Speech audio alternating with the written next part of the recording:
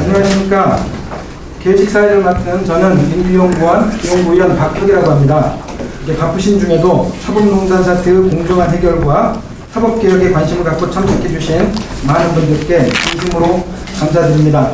이렇게 많은 분들이 올 줄 알았으면 좀 큰 장소를 빌려야 하는데 아무튼 소부스럽습니다. 다음에는 이렇게 더 넓은 자리를 빌려서 계속 이런 토론회를 계속하도록 준비하겠습니다.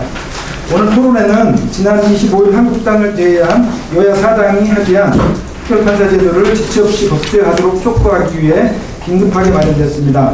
오늘 토론회를 계기로 정치권이 국민들의 눈높이에 맞는 사법농단 사태 해결과 사법개혁을 위해 더 적극적으로 노력해 주셔야 합니다. 오늘 토론회 자장은 박주민 더불어민주당 최고위원께서 맡아주십니다. 이상 회식을 마치고 바로 박주민 의원님의 사회로 토론을 시작하도록 하겠습니다. 감사합니다. 예, 오늘 자장을 맡은 박주민입니다. 저는 자장이 무슨 역할인지 잘 몰랐는데 이런 역할을 해야 되는군요. 좁은 장소에 모시게 돼서 죄송하다는 말씀 드리고요. 그렇지만 굉장히 중요한 토론회라고 생각합니다.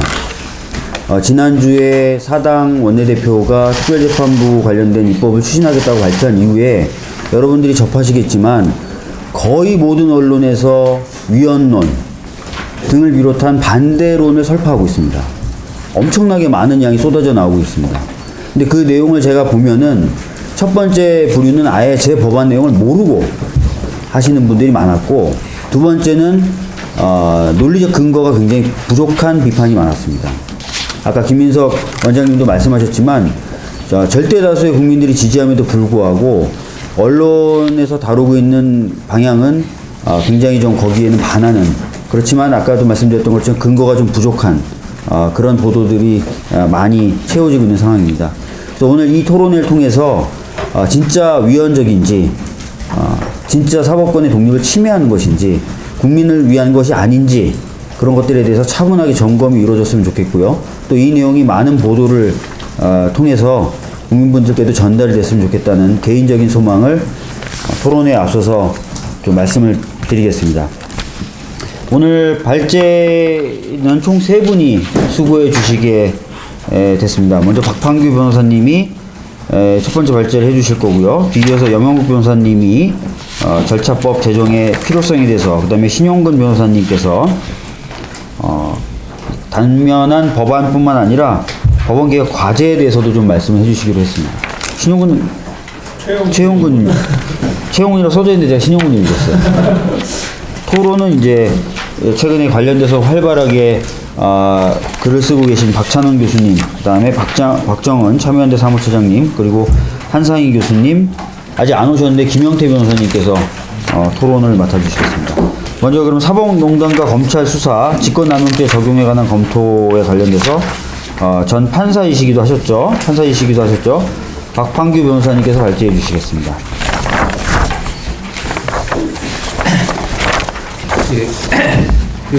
제가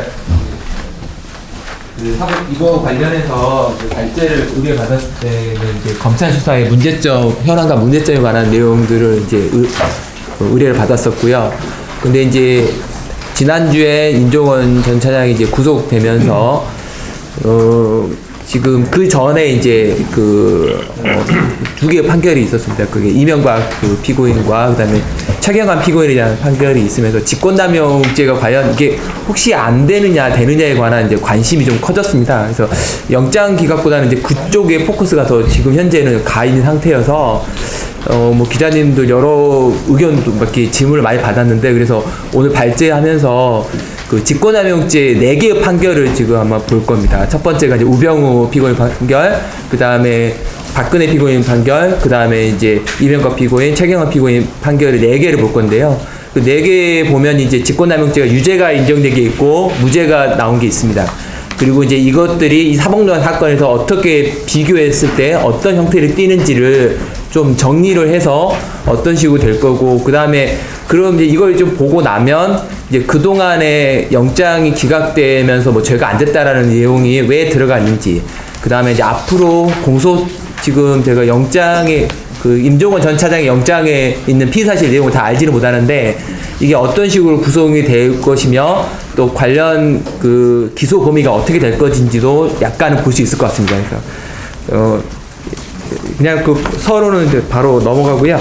직권남용 일반적 법리, 이 법리는 이제 직권남용죄는 형법 123조에 의해서 공무원이 직권을 남용하여 사람으로 하여금 의무 없는 일을 하게 하는 경우에 성립합니다. 권리행사 방해가 있는데 대부분의 경우에는 이제 요 의무 없는 일에 해당되기 때문에 공무원인 경우라든지 뭐 이런 거는 이제 워낙 간단한 사안이라서 따로 검토되지 않습니다. 중요한 건 이제 직권을 남용하여 여부하고 그다음에 의무 없는 일을 하느냐, 요게 두 가지가 이제 직권남용죄의 핵심이 되는데요. 이 직권을 남용한다는 의미가 이제 판례가 말하고 있는 게 이제 보면 일반적 권한에 속하는 사항에 관하여 그것을 불법하게 행사하는 것을 말합니다. 근데 그러면서 약간 이제 여기서부터 어려워지기 시작하는데요. 그러니까 결국 형식적 외형적으로는 직무집행으로 보이지만 실질적으로는 불법하게 권한 외의 행위를 하는 것을 직권을 남용한다고 표현을 합니다. 그런데 여기서 보면 이제 형식적으로는 자기의 권한에 속해야 된다라는 의미에 대해서 다시 이제 판례가 나오는데요. 그 판례가 뭐라고 하냐면 법령상의 근거가 있어야 되고 법령의 근거가 없더라도 법 제도를 종합적 실질적으로 관찰해서 그 해당 공무원의 직무 권한으로 보이면 일반적 권한이 있다고 보는 겁니다. 이제 이거는 이제 개념적인 부분인데 이제 뒤에 사례를 보시면 이 내용이 무슨 내용인지 조금씩 알 수 있을 겁니다. 3장을 보시면 이제 최근 선고된 직권남용죄에 대한 사례 분석에 대해서 이제 쭉 살펴보고 있습니다. 첫 번째가 이제 그 시간 순서로 제가 그 선고된 날짜 순서로 먼저 순서를 정했는데요. 우병우 피고인이 그 직권남용 관련, 그러니까 여러 사실이 있는데 그 중에 직권남용만 뽑은 겁니다. 여기서 유죄로 인정된 게 공정위 검찰 고발 관련해서 유죄가 인정됐고요. 문체부 국과장 좌천서 인사 조치 요구에 대한 무죄, 네, 문체부 감사관에 대한 좌천서 인사 조치도 무죄, K스포츠 클럽 부당 현장 점검도 무죄로 되었습니다. 여기서 이제 특기할 만한 거는 공정위 검찰 고발 관련해서 우병우 피고인에서 유죄가 인정되는데 그 이유를 보면 나머지 3개가 무죄가 된 이유는 지시를 받을 때, 그러니까 박근혜 대통령 지시를 받을 때 그 지시를 목적을 우병우 피고인이 정확히 몰랐다는 겁니다. 몰랐기 때문에 목적에서 이게 과연 실질적으로 권한 남용 행위인지를 몰랐다는 거고, 두 번째는 그 지시를 어쨌든 받았지만 그 지시를 이행하는 과정에서 어떤 권한 외의 행위를 했느냐에 대해서 입증이 없다고 해서 무죄가 받은 겁니다. 근데 그 공정위 검찰 고발이 유죄를 받은 이유는 여기도 마찬가지로 지시를 받을 때는 그게 뭔지 몰랐기 때문에 목적은 몰랐는데 공정위 직원에게 지시를 하면서는 위법한 일을 했기 때문에 직권남용죄가 성립된 겁니다. 그러니까 결국 이 4개의 범죄 중에 첫 번째만 유죄받은 이유는 지시받은 내용은 불법성을 몰랐는데 자기가 수행하는 과정에서 불법한 행위를 한 검찰 고발 관련해서만 직권남용을 인정받은 겁니다. 박근혜 피고인은 이제 직권남용 고소가 굉장히 많은데요. 이거는 이제 물론 다른 범죄 사실 다 뺐습니다. 직권남용만 했는데 총 지금 순서로 보면 한 17개의 그 혐의 사실 중에 일부는 유죄, 일부는 무죄가 나온 겁니다. 이제 이 중에서 이제 2번과 3번을 보시면 현대자동차와 KD 코퍼레이션 관련해서는 직권남용 유죄가 인정됐는데 현대자동차와 플레이그라운드 관련해서는 이제 무죄가 됐습니다. 이유는 뭐냐면 KD 코퍼레이션은 지시를 어떻게 했냐면 흡착체 관련 기술을 갖고 있는 훌륭한 회사고 외국 회사로부터 부당한 대우를 받기 때문에 현대자동차에 기술 채택할 수 있는 일을 알아봐라. 그리고 중소기업 지원 차원의 명분으로 지시를 합니다. 그래서 이것이 일반적 권한 범위 내라고 해서 직권이 인정됐고요.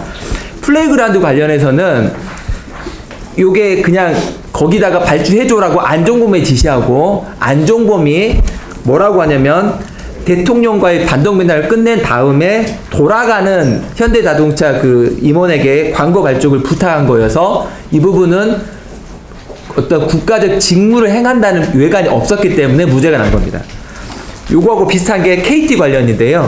KT 관련해 특정 개인의 채용 및 보직 변경에 관한 요구가 있었는데 이것도 마찬가지로 어떤 국가적 요구라 어떤 직무 업무를 하는 거라고 안 보이고 개인적으로 부탁한 거다라고 해서 이 부분도 무죄가 났고, 또 하나가 이성화 본부장 그 하나은행인가 하여튼 그 프랑크푸르트 본부장이었는데 국내 본부장 임명을 요구한 것도 마찬가지로 이거는 국가적 업무를 한 게 아니라고 봐서 다 무죄가 났습니다. 이제 특이한 거는 이제 문예기금 지원심 12번 보시면 문예기금 지원심의 관련해서 유죄가 났는데요. 이게 대표적인 게 이게 이제 그 문학의 블랙리스트 관련 사건의 직권남용을 인정한 겁니다. 근데 이 사건에서는 이 사실에 유죄 인정된 사실에 특이한 게 뭐냐면 의무 없는 일의 내용이 뭐냐면 지원 배제한 것을 의무 없는 일로 보지는 않았습니다.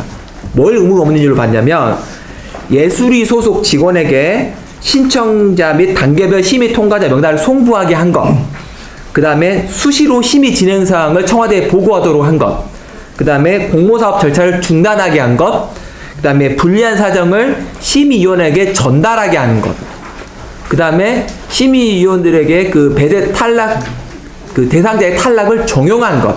그러니까 이것을 의무 없는 일로 해서 직권남용죄가 유죄가 인정된 겁니다. 그러니까 요 결과에 의한 지원 배제는 따로 기소가 안 됐습니다. 근데 요거하고 같은 게 16번의 도서 지원 배제 부분입니다. 요것도 마찬가지로 도서 지원 배제한 거를 직권남용의 결과로 본 게 아니라 그 명단을 송부하게 하거나 심의사항을 전달하게 하거나 심의위원에게 이러이러한 있으니 하지 말라고 전달하는 것, 이런 걸 이제 그 직권남용의 행위로 본 겁니다. 그 다음에 볼 게 이제 최경환 피고인의 직권남용 부분인데요. 이거는 전부 무죄가 났습니다. 이거는 지난 10월 5일에 선고된 건데, 여기에는 이제 뭐라고 하냐면 중소기업진흥공단에 대한 채용을 청탁을 했는데, 이게 이제 일반적 그 최경환 의원의 일반적 권한에 포함되지 않는다고 해서 직권남용이 안 됐는데요. 요 사안은 특이한 게 뭐냐면 그 박스 안에 보면 이렇게 말합니다. 상대방에게 그냥 해. 내가 결혼도 시킨 아이인데 성실하고 괜찮으니까 한번 써봐. 알았어. 그냥 해. 이런 식으로 지시하는 겁니다. 그러니까 이 지시의 내용이 국회의원의 직무와 연관성이 없다고 봐서 최경환 의원의 경우에는 전부 무죄가 났습니다. 이제 이명박 피고인에 대한 직권남용 부분은 또 관련된 다 무죄가 났는데요. 이 두 가지입니다. 다스 미국 소송 관련한 거하고 김재정 씨의 상속재산 관련해서 김백준 씨에게 지시한 게 이제 무죄가 났는데, 이것도 마찬가지로 국가적인 어떤 이의를 행한 게 아니라 개인적인 어떤 부탁을 한 걸로 봐서 무죄가 난 겁니다. 목차 4번 보시면 특징을 보시면 이렇게 돼 있습니다.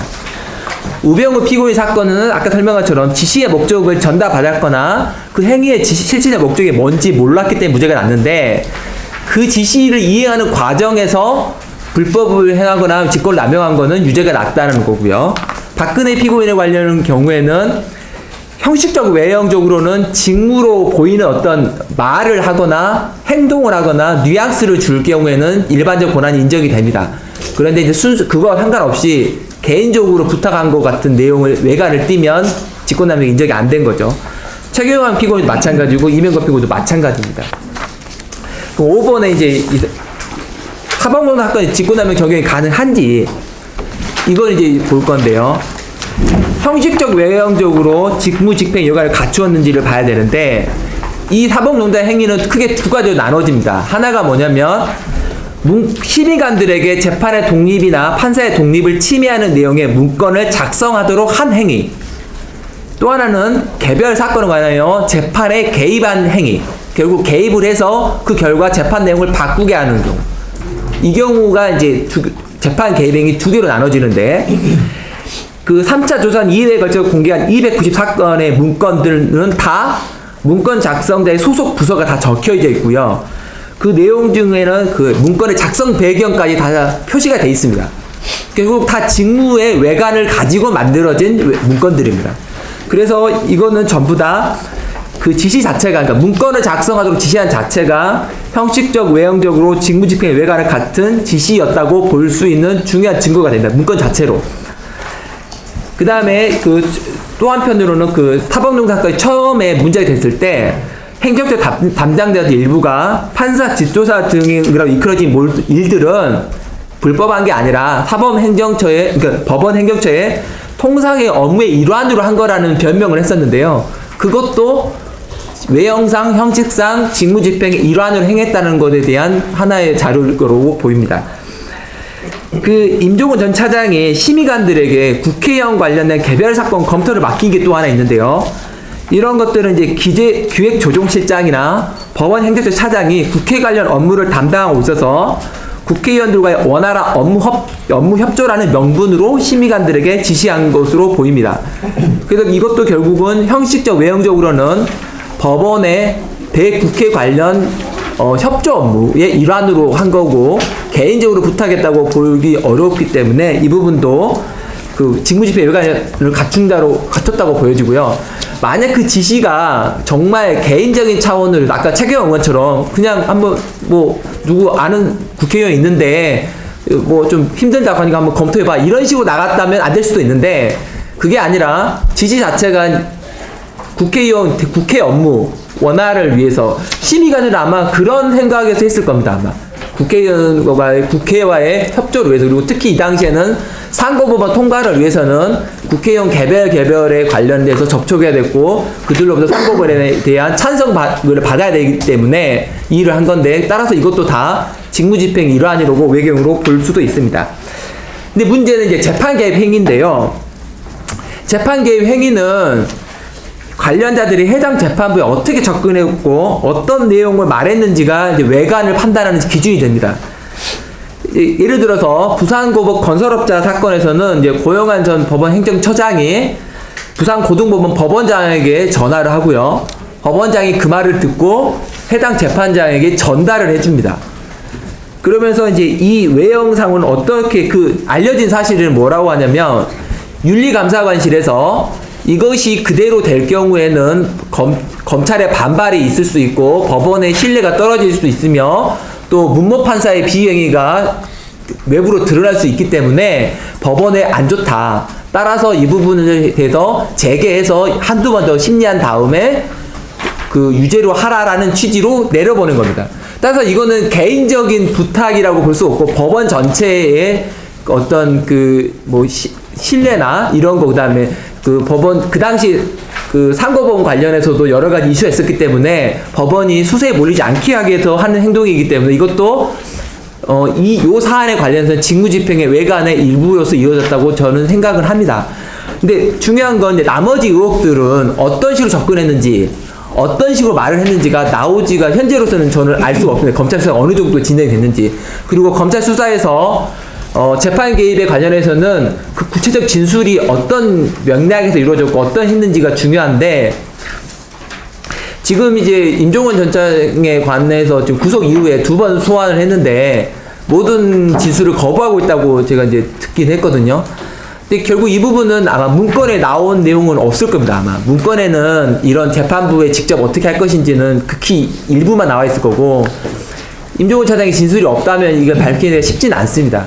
그리고 이제 다만 아랫단계 재판부를 이제 소환해서 조사를 하면 재판부는 어떤 말을 들었는지를 알 수 있을 텐데 한 가지 이제 밝혀진 걸 보면 통진장 전주지법 사건의 행정 1심 재판장에게 이제 행정처 사법 총괄 심의관이 전화를 합니다.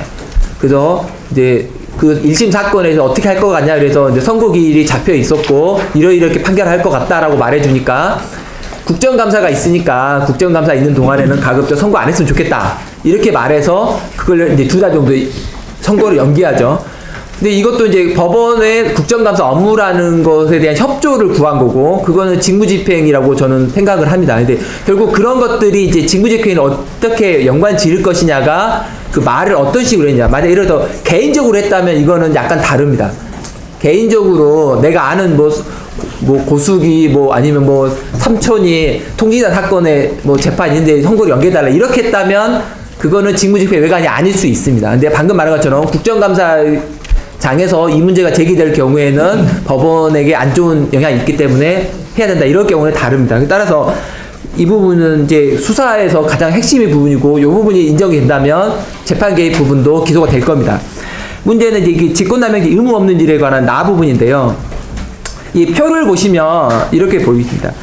분화계 블랙리스트에서는 지원 배제 지시가 청와대에서 내려오고요. 해당 공무원이 배제 관련 업무를 합니다. 그리고 지원 배제 의결을 심의위원회에서 하게 되는데 이 부분은 심의위원 부분은 기소가 안 됐습니다. 안 되는 이유가 이제 인과관계 부분을 아마 명확하게 생각을 못했기 때문에 입증 자신이 없어서 아마 특검 쪽에서는 이 실무자들이란 지원 배제 업무만을 기소를 했는데요. 사법농단 사건도 유사한 지금 약간 형태가 있습니다. 그래서 재판 내용이 변경된 부분 아까 제가 예시 들은 몇 개는 이제 가능한데 이제 나머지 대법원 뭐 판결을 어떻게 했는지의 부분은 관련 대법관들의 진술이 명확하지 않을 경우에는 기소하기가 쉽지 않을 겁니다.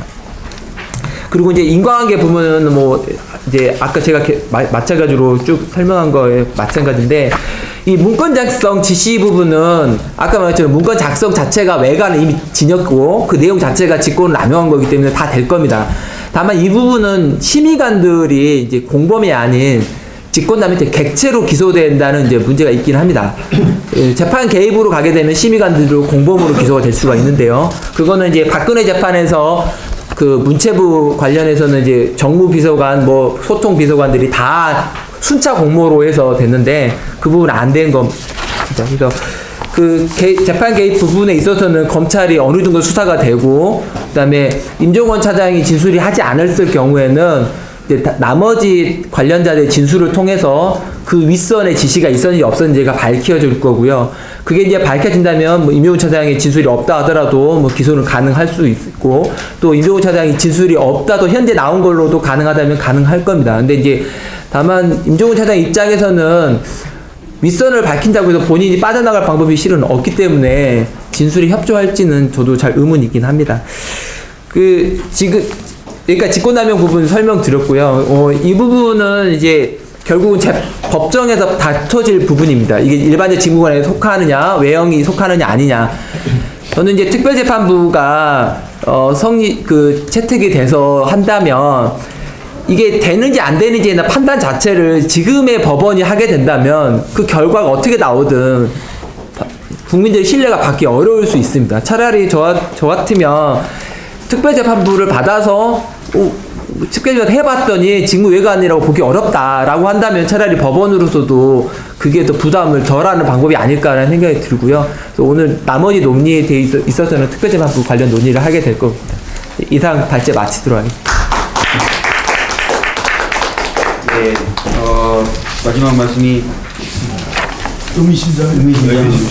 그 시간을 제가 발제 시작하시기 전에 말씀 안 드렸는데 15분 발제하고 쓰시면 되는데 박환규 여사님은 시간 딱 맞춰주셨습니다. 두 번째로 사법농단 특별재판 절차법 제정의 필요성에 대해서 염영국 변호사님이 발제해 주셨습니다. 예, 발제문 23쪽부터 있는 내용 참고하시면서 들어주시면 될 것 같습니다. 국민으로부터 위임받은 주권을 국가기관이 특정인이나 특정 기관의 전행을 막기 위해서 상권 분립의 정신에 따라서 입법권은 국민에 의해 선출된 국회, 행정권 또한 국민에 의해 선출된 대통령을 수반으로 한 행정부에 위임이 되어 있습니다. 그렇지만 사법권은 시험에 의해서 선발된 법관으로 구성된 법원에 위임이 되어 있습니다. 국민의 위임을 받지 않은 법원의 사법권이 위임되어 있는 것은 법관이 헌법과 법률에 의해서 양심에 따라 독립하여 심판한다는 헌법의 정신을 법관들이 온전히 구현하고 있다고 묻기 때문입니다. 일반 국민뿐만 아니라 그동안 법조계 내에서도 사법부는 성역으로 여겨져 왔고 판결 또한 신뢰해야 된다는 공감대가 있었습니다.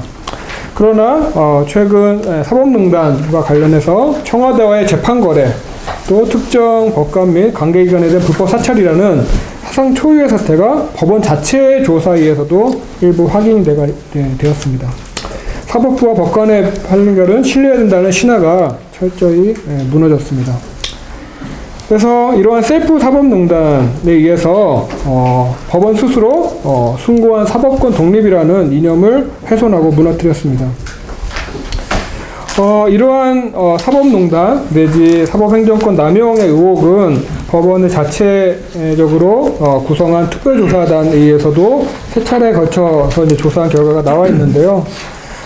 그 조사보고서, 특히 3차 조사보고서에서는 사법농단 의혹별 조사 결과를 발표하면서 다음과 같은 평가 기준을 밝혔습니다. 정책 결정을 통하여 실행행위로 나아간 경우뿐만 아니라 문서 작성 행위, 작성 지시 행위, 논의 과정 등의 행위도 사법행정권 남용에 해당하는지 여부를 판단하고자 하였다. 재판의 독립, 법관의 독립, 법관의 기본권을 침해, 훼손하거나 그런 우려가 있는 행위에 대하여 평가함에 있어 그 정도가 심한 것에 대해서는 사법행정권의 남용으로, 그에 미치지 않는 것에 대해서는 부적절로 평가하였습니다. 이는 각 행위의 별 평가이며 각 행위자별로 인적 책임을 묻는 과정에서 다수의 부적절이 누적된 경우에는 남용과 같은 수준으로 평가될 수 있을 것입니다. 라고 평가 기준을 밝혔습니다. 이러한 조사 대상 행위들은 인사모 모임의 동향 파악 등 13개에 이르고 있습니다.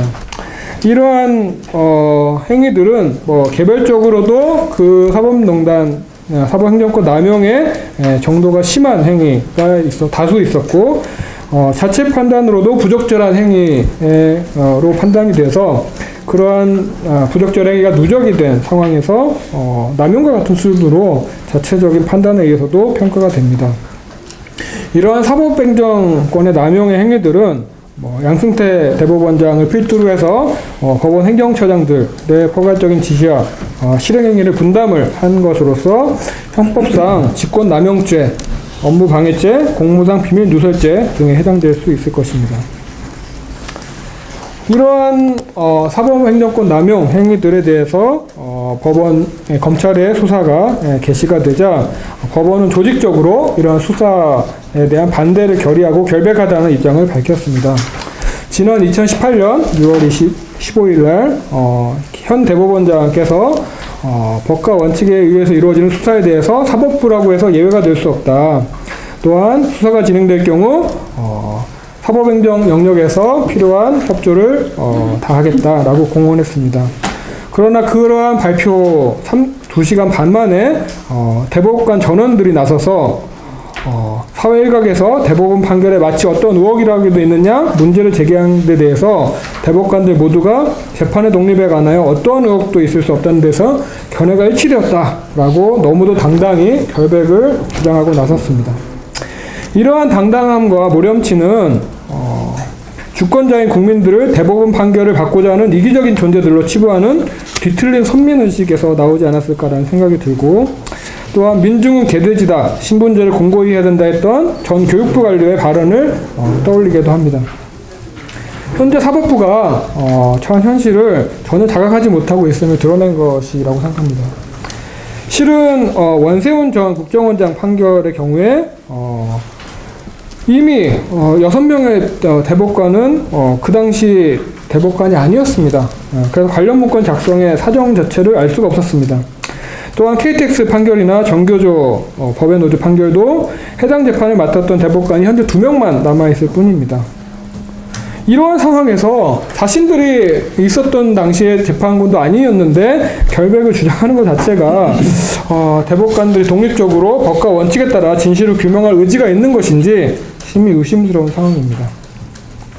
검찰이 사법농단 수사 관련해서 압수수색 영장을 총 208건 현재까지 청구를 했는데 그 중에 185건을 기각을 했습니다. 기각률이 90%에 이르고 있는데, 양승태 전 대법원장에 대한 압수수색 영장의 경우에는 사무실과 자택의 경우에 주거의 평온이 보존된다라는 이유로 기각이 되고 자동차에 발부가 되는 코미디 같은 일이 벌어졌습니다. 통상 압수수색 영장은 최소한 수사의 단서를 확보하기 위해서 최소한의 서명만으로 발부가 되는 것이어서 발부율이 80%, 90%대에 이릅니다. 법원의 이러한 무더기 압수수색 영장 기각은 대단히 이례적이고 불합리한 점입니다. 사법농단 관여자의 형사재판에 관한 특별법에 관해서 쟁점 부분을 말씀을 드리고자 합니다. 이러한 셀프 사법농단 사태에 관해서 법적인 판단을 해야 하는 것이 바로 법원이라는 것이 가장 큰 문제입니다.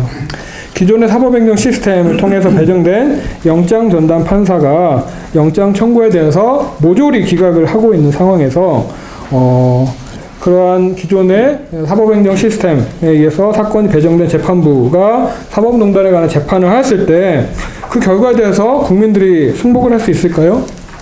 승복을 할 수 없을 것입니다. 현재 국회에 박주민 의원이 대표 발의한 양승태 전 대법원장 재임 기간 중에 사법농단 의혹 사건 재판을 위한 특별형사 절차에 관한 법률안이 발의가 되어 있습니다. 이 법안은 사법농단과 관련된 사건을 특별영장 전담 법관과 특별재판부가 담당하도록 하고, 그러한 법관과 재판부 구성을 추천위원회의 추천을 통해서 대법원장이 임명하도록 규정하고 있는 것입니다. 27쪽 보시면요. 그 고대 로마의 법원에는 아무도 자기 사건에서 재판관이 될 수 없다라고 하는 법원이 있습니다. 내가 내 사건을 재판한 결과에 대해서 동의할 리는 아무도 없을 것입니다. 박주민 의원이 지난 10월 18일 국정감사 때 밝힌 조사 자료에 따르면 현재 서울중앙지방법원에는 27개의 형사 합의부가 있는데, 그 중에 법관 등의 사법분담 및 사건 배당에 관한 예규에 따라서 이 사법분담 사건은 부패전담부에 배치가 될 예정이고, 그러한 재판부는 총 7개 재판부 플러스 이제 국정농단 사태 때 배정을 받았던 재판부를 포함해서 8개 재판부가 아마 이러한 사건을 배당받을 가능성이 높습니다. 그런데 문제는 이 8개 재판부 중에 6개 재판부의 재판장이나 배석 판사가 사법농단 사건과 밀접한 관련이 있다는 데 있습니다. 구체적인 사법농단 사건 관련자 현황은 아래 표를 참고하시면 되겠습니다. 또한 또 다른 부패사건 재판부인 27형사부의 재판장은 사법농단의 피해자 신분으로 자체 진상조사위원회 조사를 받기도 하였습니다. 이처럼 재판 개입 사건의 조사 대상이거나 피해자인 사람이 속한 재판부가 8개 재판부 중에 6개나 되어 있어 이러한 기존의 재판 배당 시스템으로는 사법농단 사건을 공정하게 재판을 할 수가 없는 상황입니다. 분리기소가 되는 경우에 형식적 접촉 사유가 없다라고 판단해서 이러한 사법농단 사건을 6개 재판부 중에 하나에 배당될 가능성이 매우 높습니다. 현재 사법농단 사건 관련 영장 발부를 놓고도 이제 불신이 가득한 상황인데, 실제 기소가 된다고 한들 기존의 배당 시스템에 따른 재판부 배정은 그러한 신뢰 확보는 요원할 것으로 보입니다. 특별재판부 구성의 구현성에 대해서 사실 논란이 많은데요. 아까 박주민 의원께서도 말씀하셨듯이 실은 법안 자체를 전혀 읽어보지 않았거나 법안에 대해서 대단한 오해가 있는 주장이 대부분인 것 같습니다. 헌법 101조에는 사법권은 법관으로 구성한 법원에 속한다고 규정하고 있고, 103조에는 법관은 헌법과 법률에 의해서 양심에 따라 독립하여 심판한다라고 규정하고 있습니다. 이러한 헌법 103조는 사법권의 독립의 근거라고 보통 설명이 되고 있고요. 이러한 사법권의 독립은 법원의 자체의 독립, 또한 재판권 행사 기관인 법관의 신분적인 독립, 인적 독립이고, 또한 그 법관이 헌법과 법률과 양심에 따라 재판할 수 있도록 독립해야 한다는 물적 독립을 세 가지로 사법권의 독립의 내용으로 말할 수가 있겠습니다. 재판 배당의 무작위성이 법관의 독립의 가장 기본이다라고 법원 쪽에서 말씀들을 하고 계신데요. 법원조직법 9조 1항에 보시면 대법원장이 사법행정 사무를 총괄하고 사법행정에 관해서 관계 공무원을 지휘 감독하고 있습니다.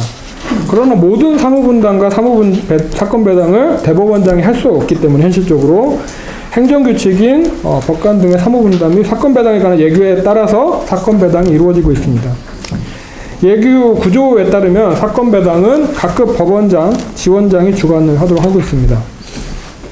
그래서 사건 배당은 사건 배당 주관자의 임의성이 배제되는 방법에 의해서 행하여야 한다고 규정하고 있습니다. 지난 2008년, 2009년에 촛불 집회 참가자에 대한 형사사건들이 다소 보수적으로 알려진 특정재판부에 몰아주기식 배당이 되었었습니다. 그때 이제 법원 내부에서도 단독 판사들이 반발을 했었고,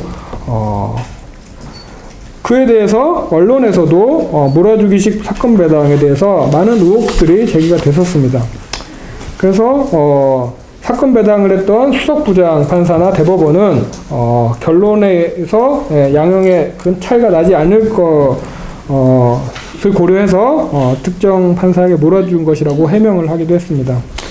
명백하게 의도를 가지고 사건 배당을 하였음에도 그 당시 대법원 내 진상조사단의 사건 결과 발표에 따르면 일관성 없는 사건 배당이었던 발표만 하였을 뿐 법관과 재판의 독립성 침해에 관한 이야기는 전혀 언급된 바가 없습니다.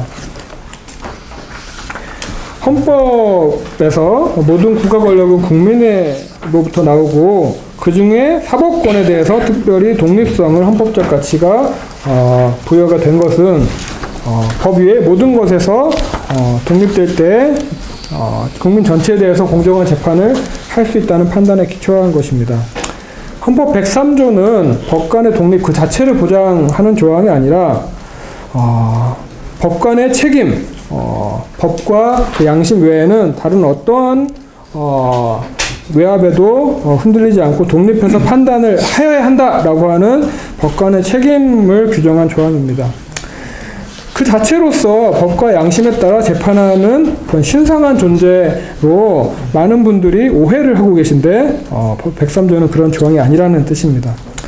법관은 스스로 독립성을 보장받은 특권 계층이 아니라 국민에 대한 책임을 지는 공무원일 뿐입니다. 특정 사건에 관한 재판부 구성의 위헌성이 또한 논란이 되고 있는데요. 특정 사건을 염두에 두고 재판부를 구성하는 것은 개별 사건에 관해서 재판의 결과에 영향을 미치고자 하는 것이어서 위헌이라는 주장입니다.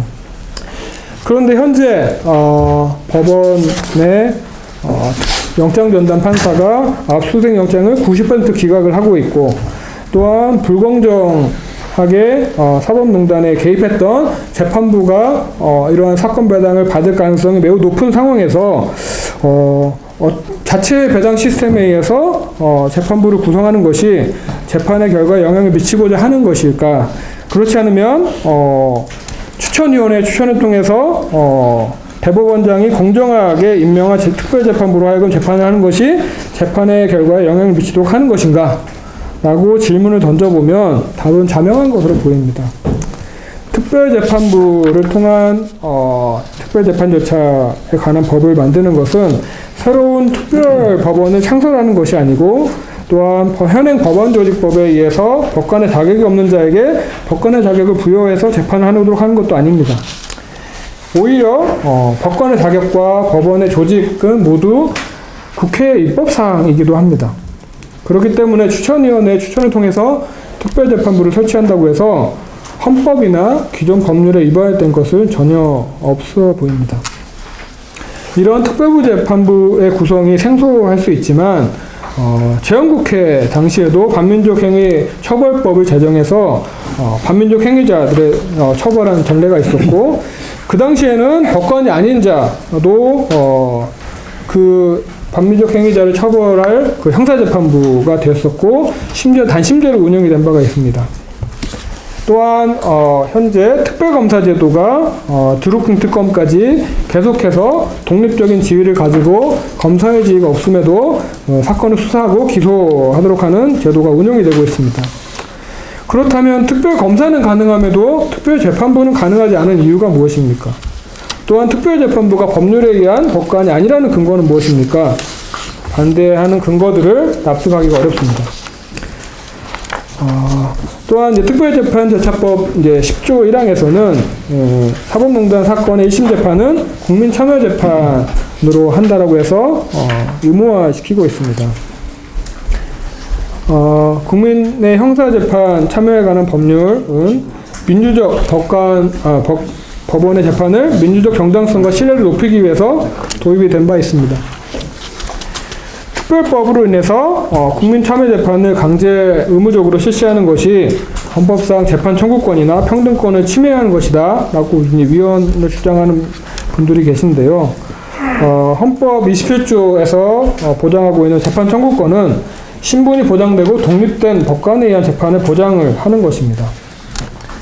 또한 국민참여재판제도는 사법의 민주적 정당성과 신뢰를 높이기 위한 것입니다. 그러한 배심원들의 의견은 권고적인 효력만 있을 뿐 법원의 판단 자체에 개입을 하지 않습니다. 그래서 국민 참여와 재판을 받을 권리 자체가 재판 청구권 보호의 범위에 포함되지 않는다고 볼 것입니다. 또한 재판권을 어떻게 행사할 것인지, 또한 재판의 진행을 어떻게 할 것인지는 모두 입법 형성권을 가진 입법자의 사법정책을 고려한 그런 재량사항이라고 할 것입니다. 그렇기 때문에 재판 청구권이나 평등권을 침해한 위헌 사항이라고 할 수가 없습니다.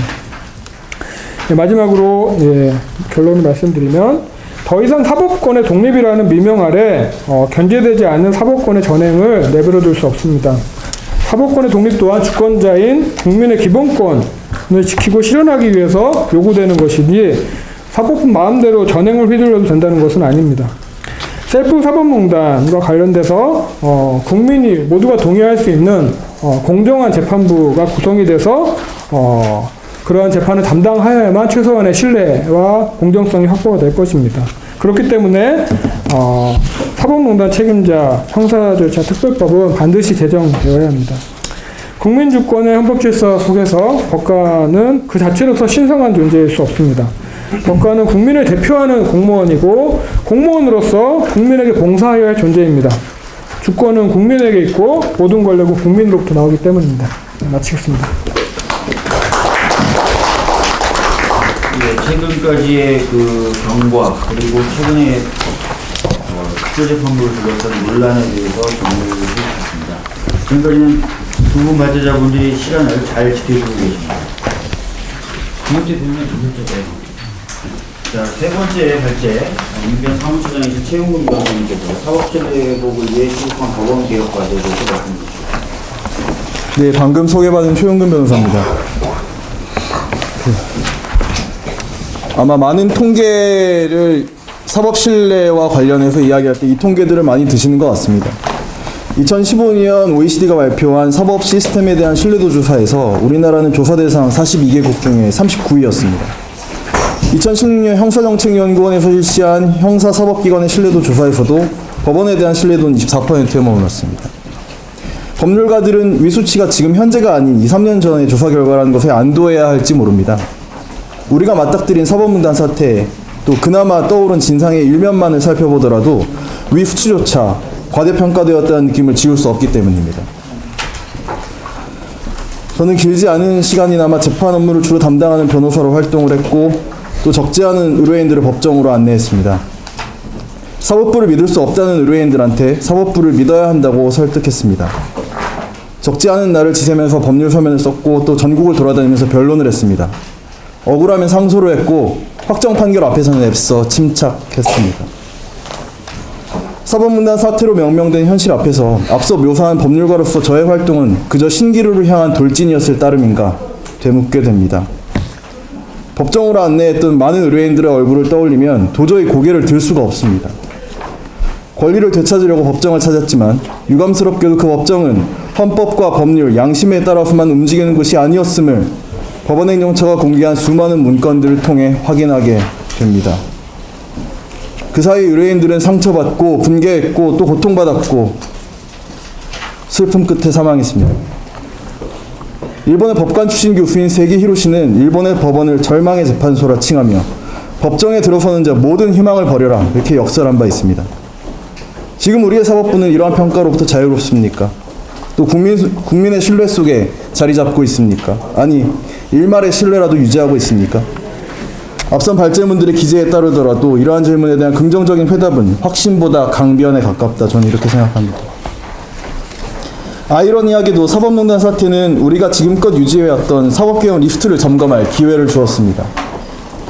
유례 없이 강력한 검찰권을 견제하기 위해서 검찰개혁의 여러 주제들이 오랜 기간 사법개혁 리스트의 첫머리를 차지해왔습니다. 그 과정에서 법원은 개혁의 객체라기보다는 개혁의 조력자로 인식되기도 하였고 나아가 법원개혁의 과제들은 곧잘 잊혀지기도 하였습니다. 비록 늦었지만 사법농단 사태를 맞닥뜨린 법률가의 한 사람으로서 비록 직업윤리에 가까운 의무감에 기대어서나마 잠시 접어두었던 혹은 잊어버렸던 법원개혁의 과제의 목록을 좀 다시 점검해 보고자 합니다. 우선 말씀드릴 부분은 법원행정 폐지와 관련된 부분입니다. 이번 사법농단 사태의 진앙지에 대해서 이견을 제시하기란 쉽지 않을 것 같습니다. 법원행정처는 과거부터 이른바 엘리트 코스로 불리웠지요. 법관들에게는 승진을 위한 통로로 인식되어 왔습니다. 정기 인사 이동 시기에 법관들은 희망근무지를 기재를 하는데요. 법원행정처는 희망근무지로 쓸 수도 없는 것이고 또 누군가 불러주어야 갈 수 있는 곳이었습니다. 법원행정처에 부름받기 위해 각급 법원의 공보 담당 판사가 되려고 노력해야 됐고 법원행정처의 심의관을 마치고는 그 경력을 자양분으로 삼아 고등법원 부장판사가 되어야 했고 다시 인사권자에게 발탁되어 법원행정처 차장, 실장 등 요직을 거쳐야 대법관이 될 수 있다 이런 신화가 있었습니다. 그리고 이 신화는 아테네 아크로폴리스가 아니라 법관들의 뇌리 속에 깊이 뿌리내렸습니다. 양승태 전 대법원장 시절 지상 목표였던 상고법원 도입을 위해서 당시 법원행정처는 상상할 수 있는 모든 일들을 기획했고 그중 다수를 실행에 옮겼습니다. 이 과정에서 법원행정 소속 법관들은 이른바 법복 입은 관료로서 헌법과 법률에 따라 사법행정권을 행사하지 않고 조직적 목표를 향한 정세 판단에 기초해서 상급자의 명시적, 묵시적 지시에 따라 사법행정권을 남용하였습니다. 그리고 이 과정에서 희생된 것은 국민의 공정한 재판을 받을 권리, 재판의 독립원칙, 공무원의 공익실현 의무 등 대단히 묵직한 헌법적 가치들이었습니다. 사법부 관료와의 폐해가 사법농단이라는 극단의 모습으로 드러난 지금의 상황을 고려하면 사법부 관료와의 핵심적 역할을 하는 법원행정처는 반드시 폐지되어야 합니다. 법원행정처 폐지는 법원행정처의 단순한 개명을 이야기하는 것이 아닙니다.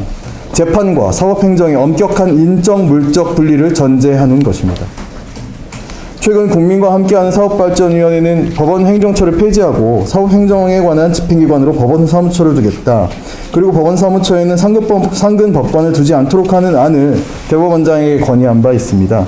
저는 개인적으로 이런 방향은 바람직하다고 평가하고 있습니다. 나아가 이 사법발전위원회에서 법원행정 폐지와 함께 가칭 사법행정회의를 설치하고 외부인사 법관을 대법원장이 위원으로 임명하도록 하는 안을 대법원장에게 건의한 바 있습니다. 이 안은 또 현재 별도의 추진단에서도 논의되고 있는 것으로 알려져 있는데요. 이 사법행정회의에 현직 법관이 임명될 경우라도 적어도 당의 법관은 더 이상 재판 업무를 하지 않은 채 사법행정 업무에만 종사하거나 퇴직하도록 하는 것이 바람직하다고 생각합니다. 고등법원 부장판사 폐지 그리고 법관인사 이원화 정착 부분에 대해서 말씀드리겠습니다. 법원행정처가 사법부 관료와의 물적 토대였다면 고등법원 부장판사 제도 직위는 사법부 관료와의 인적 중심 요소라고 생각합니다.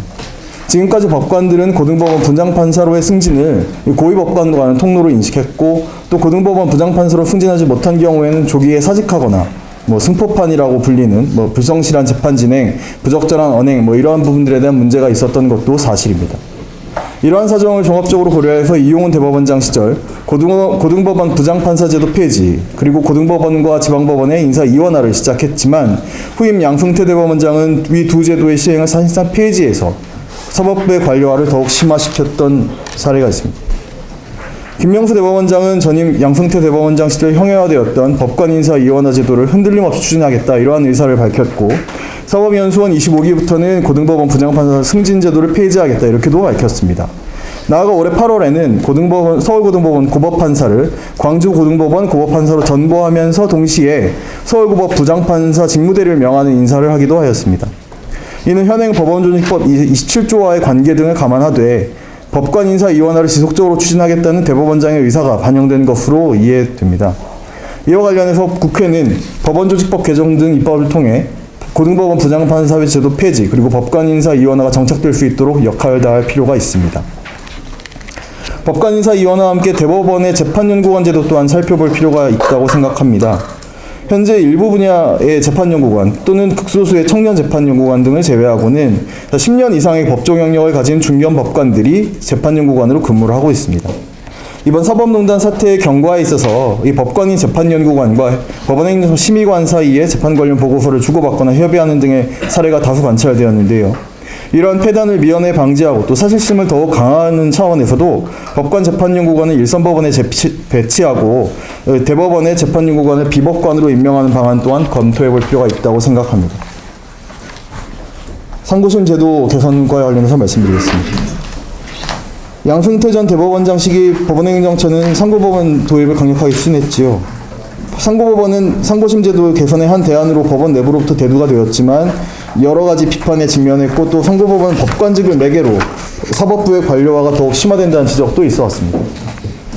상고심 제도 개선 필요성 자체에 대해서는 사실 이견을 제시하기는 어렵습니다. 상고심 사건은 매년 폭증하고 있고 또 60-70%의 일반 민사 특별 상고심 사건이 심리불속행 결정으로 정리되고 있는 현실입니다. 소부 합의는 판결문 초안 제시도 없이 주심 대법관의 의지에서 불과 수분 만에 이루어지는 것이 현실이고 전원합의체 판결도 불과 수십 분 정도의 토론밖에 한 건당 할 수가 없는 형편입니다. 이러한 상고심 제도의 바람직한 개선 방안으로 대폭적인 대법관의 증언이 필요하다고 생각합니다. 대법관의 증언은 대법관 구성의 다양화로 연결되어 자연스럽게 다양한 가치와 이념이 상고심 재판에 현출될 수 있다는 장점이 있고 또 상고심의 권리구제 기능도 강화시킬 수 있습니다. 이런 대법관 증언론에 대해서는 판결의 통일성을 저해한다거나 대법원 전원합의체 구성의 어려움 등을 근거로 반론을 제기하시는 견해가 있는 것으로 알고 있습니다만 100명이 넘는 초급법원 판사로 구성된 독일 또 프랑스의 사례들을 살펴보면 이러한 우려는 좀 기우가 아닌가 생각이 되고 또 현재 13명이 구성하는 대법원 전원합의체 또한 일정 시간 토론 후에 합의에 이르지 못하는 경우에는 서열이 낮은 대로 개별 쟁점에 대한 의사를 표시하는 방식으로 다수결에 따른 다수의견을 수렴하고 있기 때문에 전원합의체를 구성하는 대법관의 숫자가 많아지더라도 적어도 현재와 같은 방식을 유지하는 데는 어려움이 없지 않는가. 또 정의 이러한 부분들이 너무 많아서 기존의 방식을 도저히 유지하기 어렵다면 법원중시법 개정 등을 통해서 대법원장과 각 소부별 구성원 중 일부로 전원합의체를 구성하는 방안도 고민해 볼 수 있다고 생각합니다. 사실심 충실화 부분과 관련해서 말씀드리겠습니다. 이 상고심 제도 개선 요구의 이면에는 결국 사실심에 대한 불신이 깊게 자리하고 있습니다. 5분 재판, 막힌 재판, 조서나 서면 재판, 이런 표현들은 하나같이 국민적 신뢰와는 거리가 멀지요. 사실심 충실화는 불필요한 상소를 줄인다는 측면에서 또 시민들의 입장에서도 조기에 소송 절차에서 일반 평범한 일상으로 복귀할 수 있도록 한다는 점에서 대단히 중요한 측면입니다. 역시 이러한 사실심 충실화의 방안으로 첫순에 꼽히는 것은 사실심무관의 대폭 증원이라고 생각합니다. 변호사들로서는 사실 증거 신청을 제대로 받아주지 않는 재판부를 만나서 곤혹스러웠던 경험이 한 번쯤은 있으셨을 것으로 생각합니다. 1심에서는 항소심에 가서 증거 신청하라고 떠밀고 항소심에서는 왜 1심에서 증거 신청하지 않았냐 이렇게 면박당한 경험도 적지 않을 것입니다. 변호사들은 이런 경험을 통해 사실심이 부실하다는 생각을 갖게 되고 또 자연스럽게 의뢰인에게 상소를 권하게도 됩니다. 반면에 일선 법관들은 충실하게 사실심을 심리하려고 하더라도 감당하기 어려운 재판 숫자 때문에 불가피하게 신속하게 할 수밖에 없다 이렇게 이야기합니다. 또 사건 처리율, 장기 미제율 이런 평가 요소로서의 통계 때문에 신속한 재판을 더 할 수밖에 없다 이런 이야기도 하고요. 결국 이런 현실을 타개하기 위해서는 일선 법관들의 대폭 증언이 좀 전제가 되어야 된다고 생각하고 이를 전제로 소액 사건의 판결 이유 기재도 사실심 충실화의 필수적인 요소라고 생각합니다. 또 사실 인정은 구체적 증거에 의하여야 하는데 현실적으로 이루어지는 지금 현재 사실심 구조를 보면 증거가 구조적으로 편제되어 있는 이러한 문제들도 사실 굉장히 많습니다. 그렇기 때문에 최근 여러 가지로 이야기되고 있는 한국형 디스커버리 제도라고 이야기되는 여러 사례들을 좀 사례와 관련된 제도를 도입할 필요가 있다고 생각합니다. 국민의 사법 참여 확대와 관련해서도 조금 말씀드리겠습니다. 국민적 사법 불신은 결국 국민적 사법 참여로 극복할 수 있다고 생각을 하고요. 현재 국민의 사법 참여는 대단히 제한되어 있습니다. 저는 무엇보다도 이러한 국민의 사법 참여 그리고 사법 접근을 위해서 판결문의 전수 공개가 추진되어야 한다고 생각합니다. 현재 법관들은 아무런 제한 없이 모두 다 내부 전선망을 통해서 각급 법원의 판결문을 접근할 수 있는데 일반 국민들은 그렇지가 않습니다. 사법부는 개인정보 유출 이런 부분들을 문제 삼으면서 이 판결문 전수 공개에 난색을 표하고 있는 것으로 적어도 외형적으로는 알려지고 있지만 이것은 얼마든지 익명화 등의 기술적 방법으로 타개할 수 있다고 생각합니다. 국민참여재판제도도 벌써 도입된 지 10년이 되었습니다. 그래서 이 국민참여재판제도도 이 국민의 사법참여 확대 측면에서 검토할 필요가 있습니다. 특히나 지금 이 국민참여재판제도의 제도 도입의 본질을 상기해 보면 이 대상 사건의 확대라든가 배심원 수의 증가, 배심원 판결에 대한 법관의 관여 축소, 적어도 배심원이 인정한 사실 내지 만장일치로 판결한 내용에 대해서 최소한의 기속력을 인정하는 방향, 그리고 나아가서 형사를 넘어 민사재판의 사실 인정에 대한 배심제도 확대 등도 고민해 볼 필요가 있다고 생각합니다. 재판의 독립은 보장되어야 합니다. 법원 안팎을 가리지 않고 재판에 관여하려거나 개입하려는 그 어떤 시도도 좌절되어야 하고, 나아가 그러한 시도 자체조차 불가능한 환경을 조성해야 한다고 생각합니다. 그러나 오늘의 사법부의 현실은 과연 그러한가 참담하게 이를 데 없다고 생각합니다. 재판의 독립은 사법부 스스로 방기했고, 헌법도 법률도 법관의 양심도 아닌 대법원장과 법원행정처의 의도와 책략에 따라 재판이 이루어진 사례가 다수 드러나고 있습니다. 법원행정처가 2차례에 걸쳐 공개한 사법농단 관련 문건들을 하나하나 토봐본 이 현장의 시민들은 더 이상 사법의 독립이 가능한 것인지조차 의문을 제기하고 있습니다. 국민의 사법 불신이 더욱 깊어지기 전에 법률가들이 국민적 사법 불신을 해소하기 위해 일선에 나서야 한다고 생각합니다. 국민의 사법 불신은 법률가들로서는 법의 본질을 부정당하는 일입니다. 국민의 사법에 대한 신뢰 없이는 법관, 변호사, 검사, 법학자 그 어떠한 법률가도 자신의 일을 논리적으로 설명할 수도 없고 또 이 실제 일을 영위할 수도 없습니다. 이것은 직역의 차이와는 무관한 법률가들의 공통사항이라고 생각합니다. 여러 가지 말씀을 드렸는데요. 결국은 이 사법 신뢰 회복을 위해서 현재로서 제가 말씀드렸던 법원 내의 개혁 과제들은 하나의 리스트에 불과할 수 있습니다.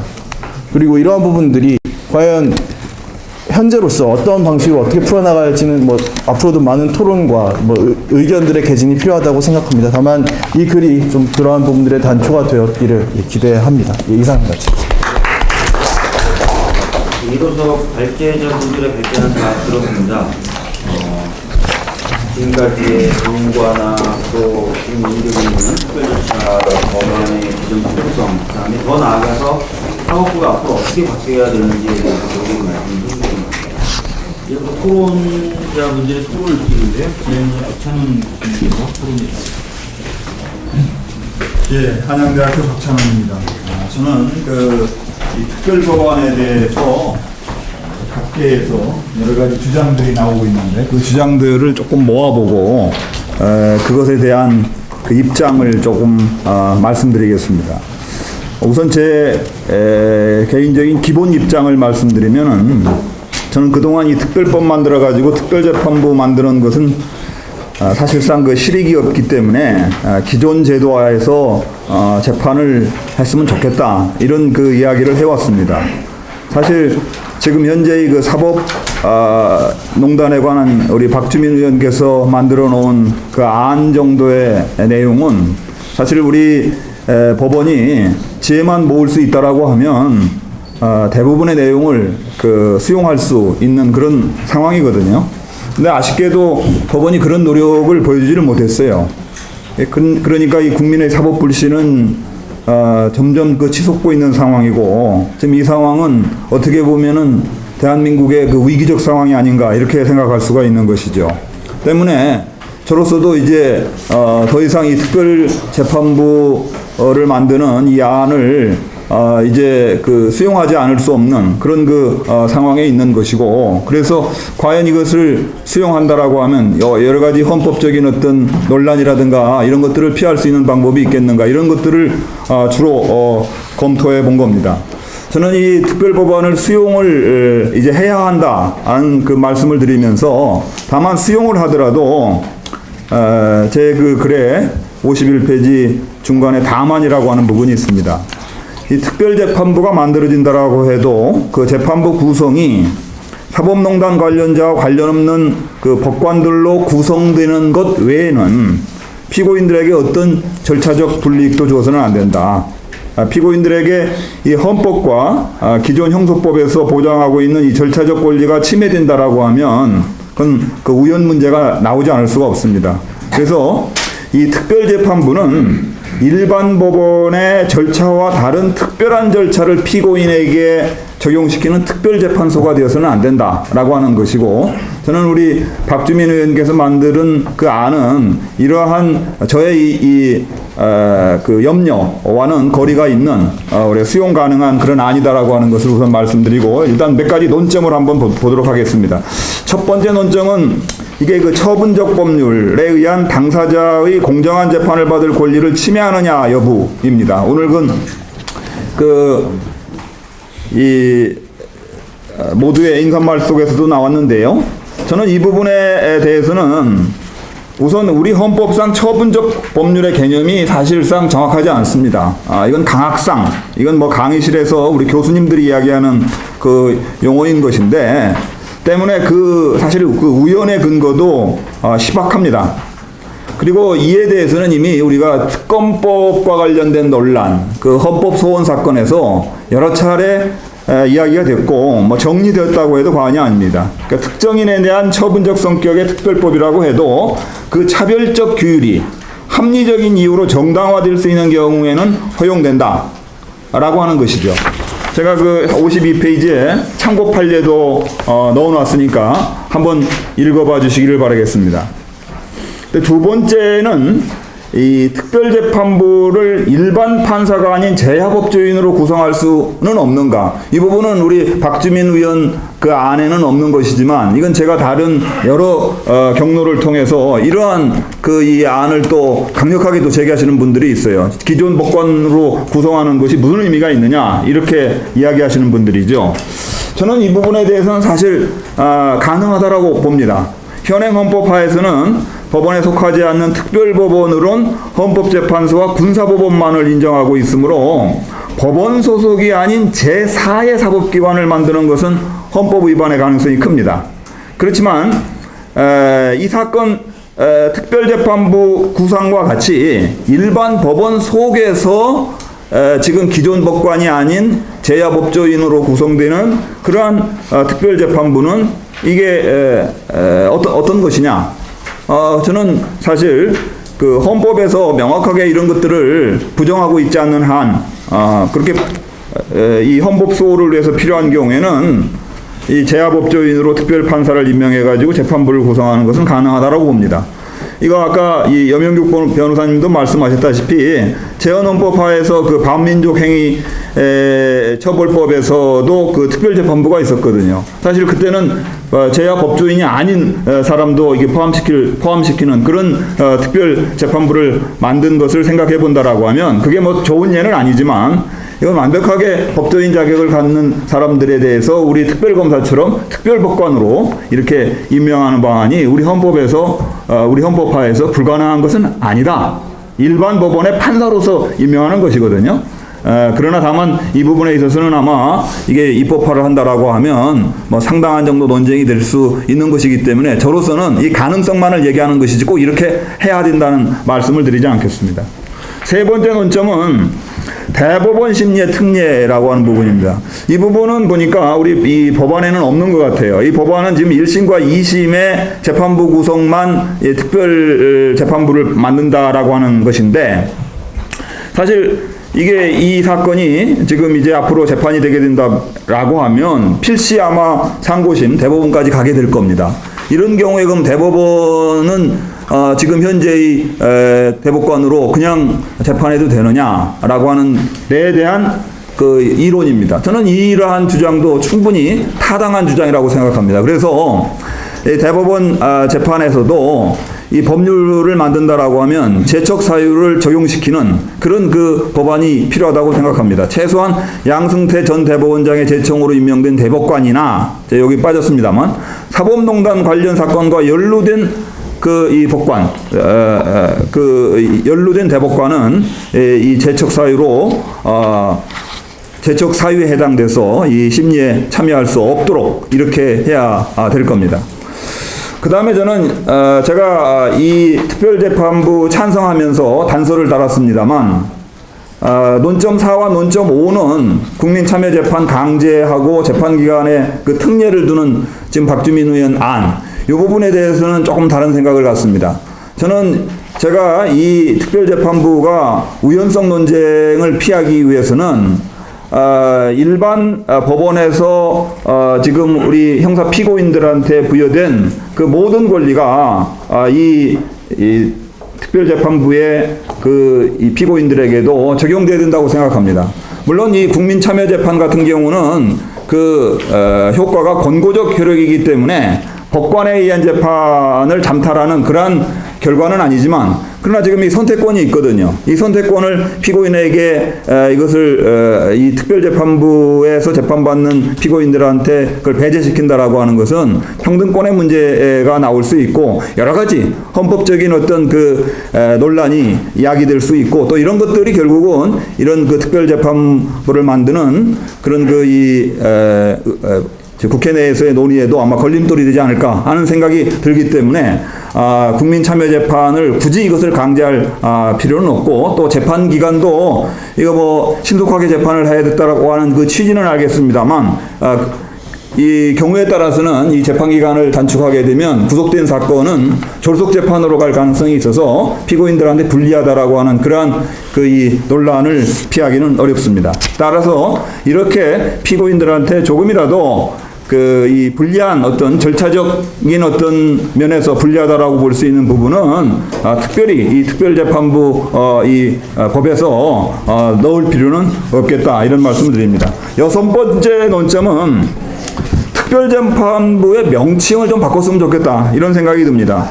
이 특별재판부라고 하니까 일반 법원의 재판부와 다르다라는 이 편견을 우리가 받기가 쉽거든요. 그래서 사실 이게 특별재판부가 지금 현재 구상되고 있는 이 법안의 그 내용을 보면 말 그대로 일반 법원의 전담재판부 두겠다라고 하는 것이거든요. 그러니까 그것에 걸맞는 명칭을 사용하는 것이 좋겠다. 그래서 저는 일단 양승태 대법원 사법행정권 남용 사건이라고 봐서 의혹자를 하나 넣어주면 아마 피고인들이 좀 좋아하겠죠.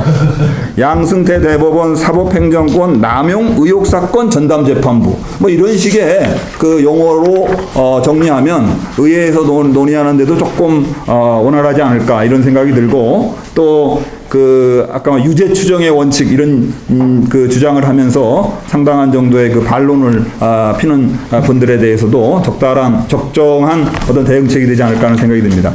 논점 7번째, 논점 7은 이 재판부 구성을 위한 추천 방법, 임명 방법이 이제 지금 법안을 볼 것 같으면 이 추천위원회가 특별재판부 법관 후보자 2배수를 대법원장한테 추천해가지고 임명하는 방법이거든요. 그렇기 때문에 지금 이 부분과 관련돼 가지고 굉장히 많은 논란이 예상이 됩니다. 왜냐하면은 지금 현재 재판부는 이 무작위에 의한 배당이기 때문에 지금 이렇게 하게 되면 피고인들이 재판받기도 전에 특정 재판부를 만들어 놔가지고, 또 그 중에는 어떻게 보면 피고인들 입장에서는 적대적인 관계가 형성될 수 있는 그런 법관이 있을 수도 있는데, 그런 경우에서는 결국 이 피고인들에게는 불리한 재판이 처음부터 예정되어 있는 것이 아닌가. 제가 사실 며칠 전에 SNS를 통해 가지고 이 특별재판부와 관련된 이 옹호 입장에서 글을 썼더니, 아주 우리 대한민국의 아주 유력한 교수님께서 강력한 이 반론을 제기를 하셨는데, 그 반론의 내용을 저는 아주 굉장히 정확하게 이해를 하고 있습니다. 또 그 교수님의 우려도 정확하게 제가 오늘 토론회에서 전달하겠다라고 했습니다. 그 내용이 바로 이겁니다. 그러니까 이 재판부 구성이 그렇게 해가지고서는 처음서부터 이게 유죄 추정이다. 그래서 저도 그 부분에 있어서 심각한 어떤 우려사항을 얘기하지 않을 수 없어서, 저는 이 구성 추천 방법을 조금 달리할 수 있는 지혜를 좀 발휘하는 것이 좋지 않을까, 이런 생각을 갖습니다.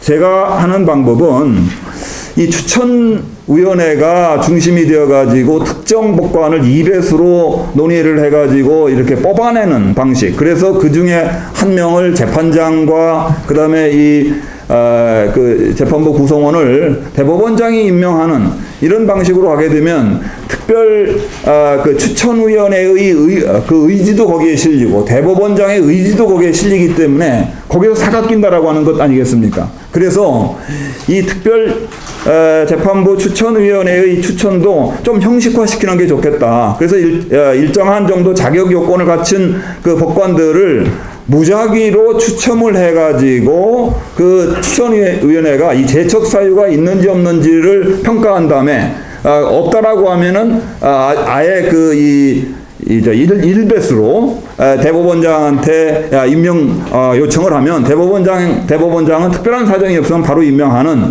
이런 방법을 해가지고 대법원장의 의지도 필요 없고 또 특별 재판부 추천위원회의 그 위원들도 이 자기의 어떤 개인적인 어떤 의사에 의해 가지고 이 법관을 추천하고 임명하는데 관여하지 않는 그런 어떤 방법론을 쓰는 것이 좋지 않겠는가. 그래서 저는 이 특별 재판부 추천위원회와 대법원장의 그 임명권을 좀 형식화시키는 방법으로 이 법안을 좀 조정하는 것이 어떨까 이런 생각을 갖습니다. 마지막으로 논점 8은 이건 또 최근에 어느 아주 고명하신 법률가께서 제기한 건데 굉장히 아주 강력한 그 태클이라고도 보여집니다. 이 국제인권 기준에 위반된 우려인데요. 이건 뭐냐면 우리 유엔에서 만들어 놓은 이 사법관 독립에 관한 원칙이라고 하는 것이 있습니다. 이 원칙에 의할 것 같으면 이 특별 재판부와 유사한 이런 재판은 우리 국제 원칙에 안 맞는다. 그래서 이건 일종의 국제인권법적 입장에서 보면 이건 위반되는 어떤 그런 이 재판이 될 수가 있으니까 이것은 말이 안 된다. 이건 해서는 안 된다. 이런 주장입니다. 이 주장에 대해서는 제가 이 유엔의 사법부 독립에 관한 기본 원칙을 검토한 바에 의할 것 같으면 그건 조금 과도한 그 해석이었다. 좀 오해의 소지가 컸다. 이렇게 보는 겁니다.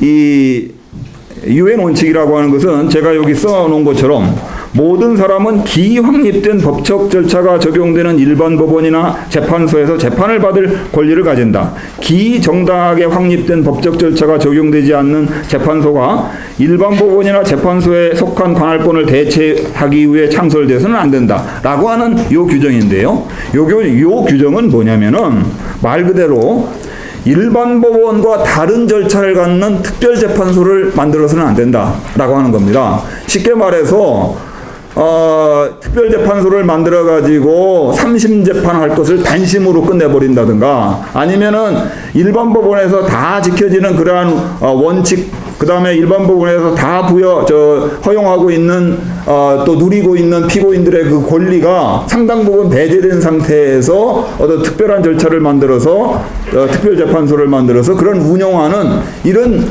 재판소 만들지 말라는 것이거든요. 소위 말해서 이걸 Principle of Natural Justice라고 해가지고 일반 법관에 의한 재판 원칙이라고 하는 거거든요. 근데 우리가 지금 얘기하고 있는 것은 일반 법관에 의한 그 재판 원칙을 그대로 얘기하고 있는 것 아닙니까? 이 법안 내용도 보면은 이 소위 배당과 관련된 어떤 특별한 원칙을 지금 얘기하는 것 정도에 불과한 특별재판부이기 때문에 이 논점 8에서 얘기하는 국제인권 기준의 위반 가능성은 없다라고 저는 단적으로 말씀드릴 수가 있습니다. 이런 정도로 제가 준비한 각각의 논점에 대해서 저의 입장을 말씀드린 것으로 하겠습니다. 감사합니다.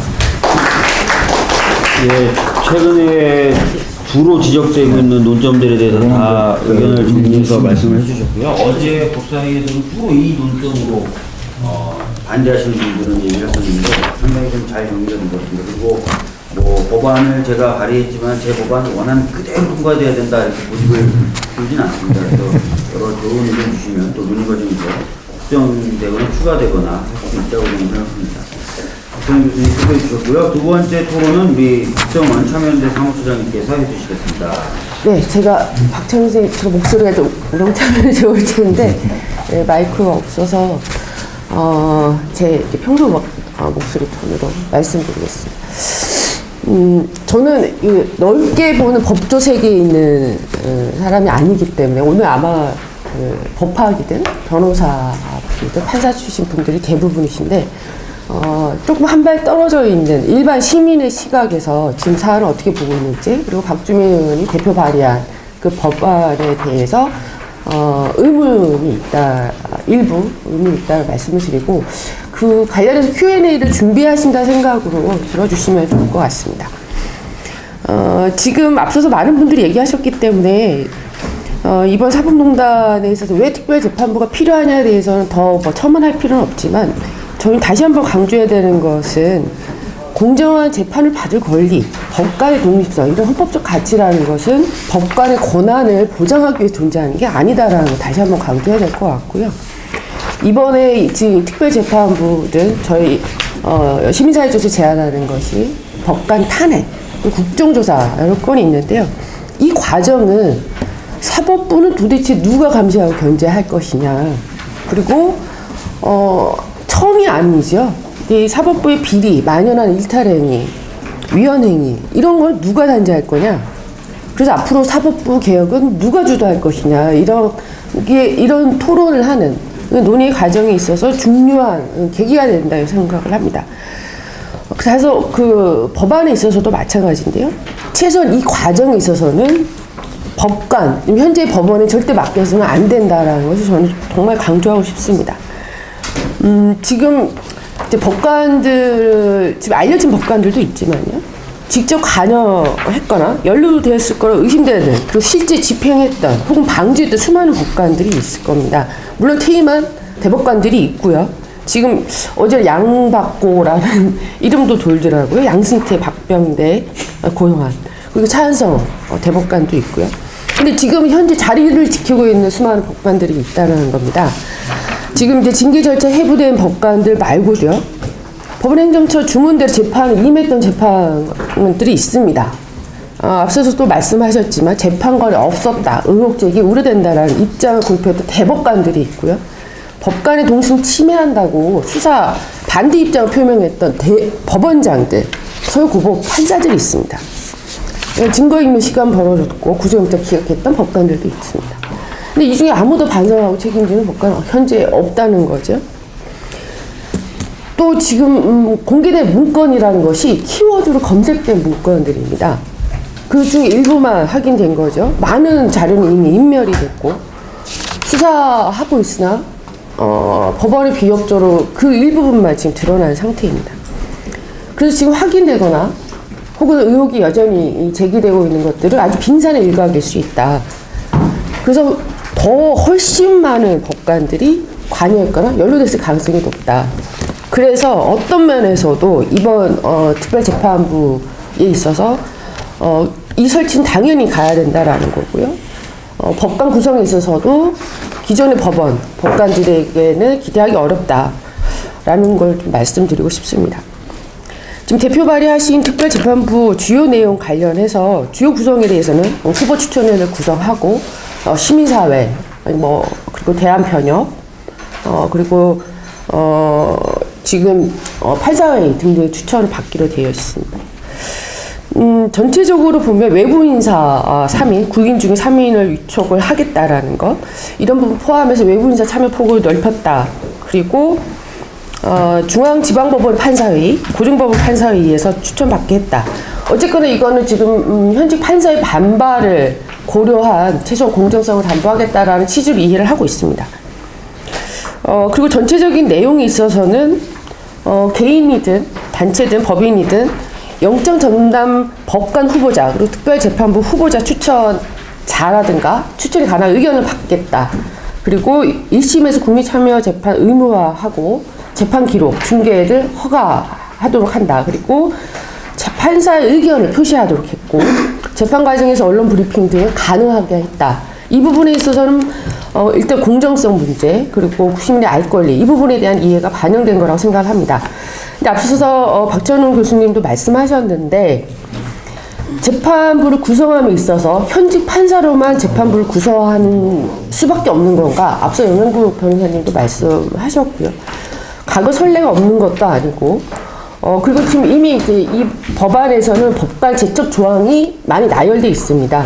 근데 앞서서 너무나 많은 법관들이 연루됐을 가능성을 생각한다라고 하면 이 제적 사항만으로 재판에 의견을 전달하는데 매개 역할을 했거나 직접 관여한 건 아니더라도 방조했던 유명의 이익을 획득했을 법관이 있을 수 있고, 아직 파악되지 않은 사법행정권 남용 사례들이 있을 수 있는데 지금 현직 법관으로만 구성하는 것이 맞는가?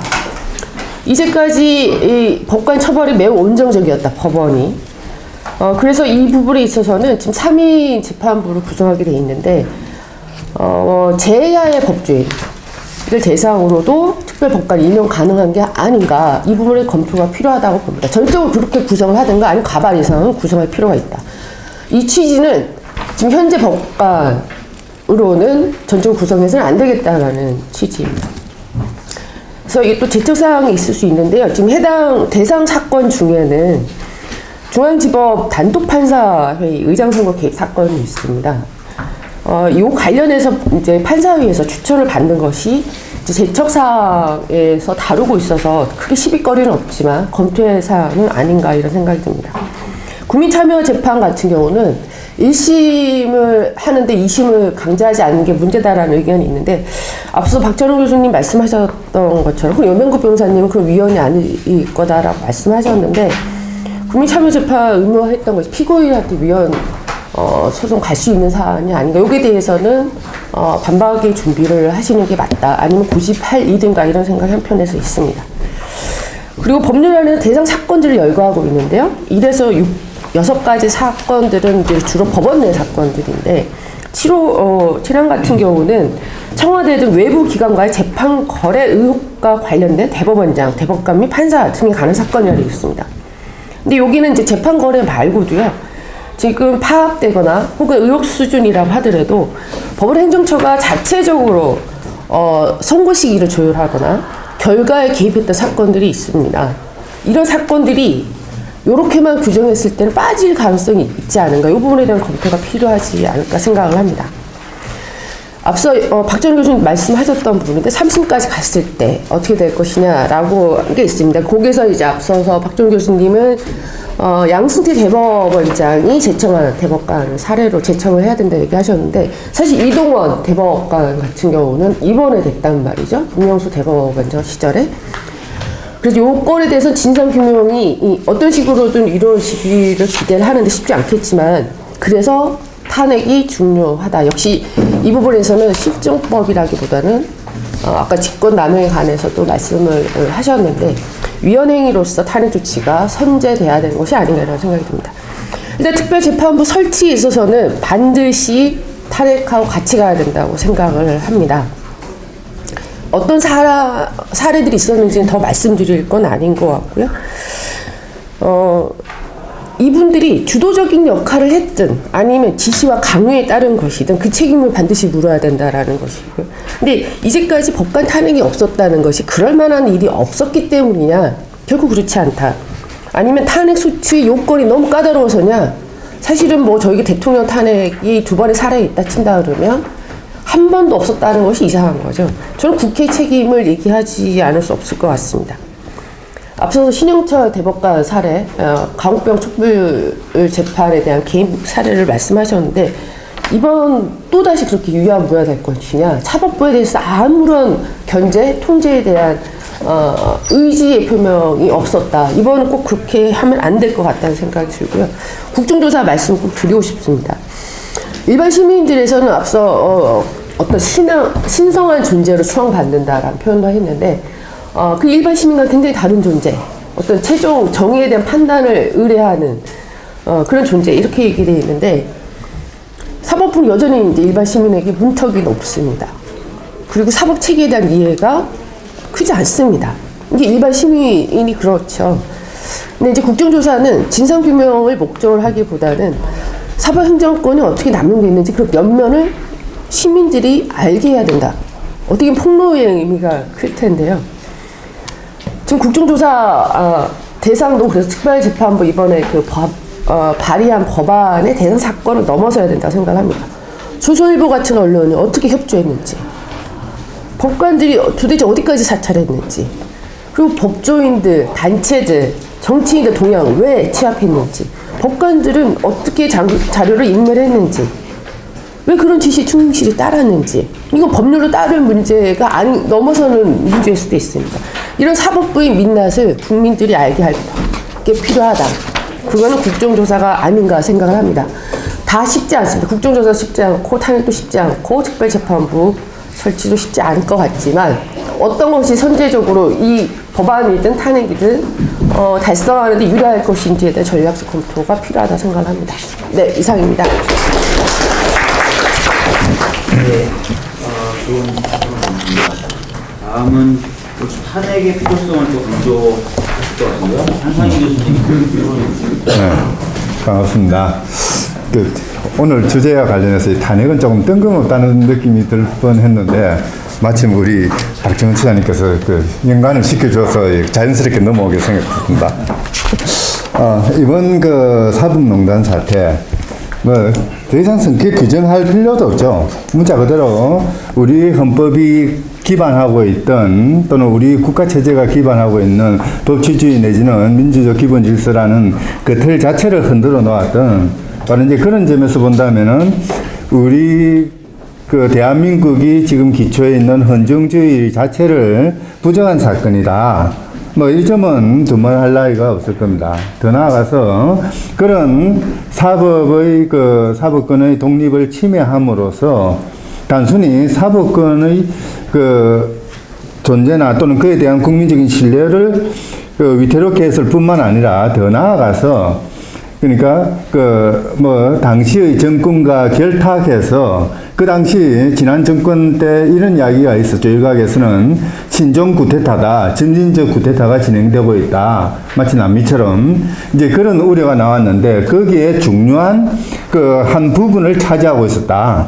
대한민국의 헌정질서가 붕괴되는 그 과정에서 아주 큰 역할을 했다라는 점을 감안한다면은 더 이상 이 사태를 일부 법관의 또는 양승태라는 한 개인의 어떤 정치적인 야심의 발로다 이렇게 이해할 수 없는 상황에 이르렀다고 할 수 있을 겁니다. 실제 이 사건은요, 이제 866페이지 토론문을 적어놓긴 했습니다만은. 우리 법원이 가지고 있는 구조적인 문제를 단적으로 드러낸 것이라고 볼 수가 있을 겁니다. 실제 우리 사법 체계는 그러니까 사법대학원 시절 또는 군사정권 때부터 시작이 됐죠. 관료화의 길을 계속해서 밟아왔는데요. 그렇게 관료화된 사법 체계가 결국은 법관 동일체라는 이상한 형태를 만들어냈고요. 등산 갈 때도 기수별로 줄 서서 간다는 그런 우스갯소리 나오는 그런 체제가 됐고, 이제 바로 그것을 보다 더 극대화하는 최적화하는 그런 기도로서 나왔던 게 지난 양승태 전 대법원장이 추진했던 상고법원 제도였습니다. 사법농단 문건에서 나왔는 말, 참 기가 찬 말인데요. 승진을 포기한 판사, 승포판이라는 이야기가 나옵니다. 양승태의 상고법원 제도가 이 승포판을 관리하기 위한 제도였죠.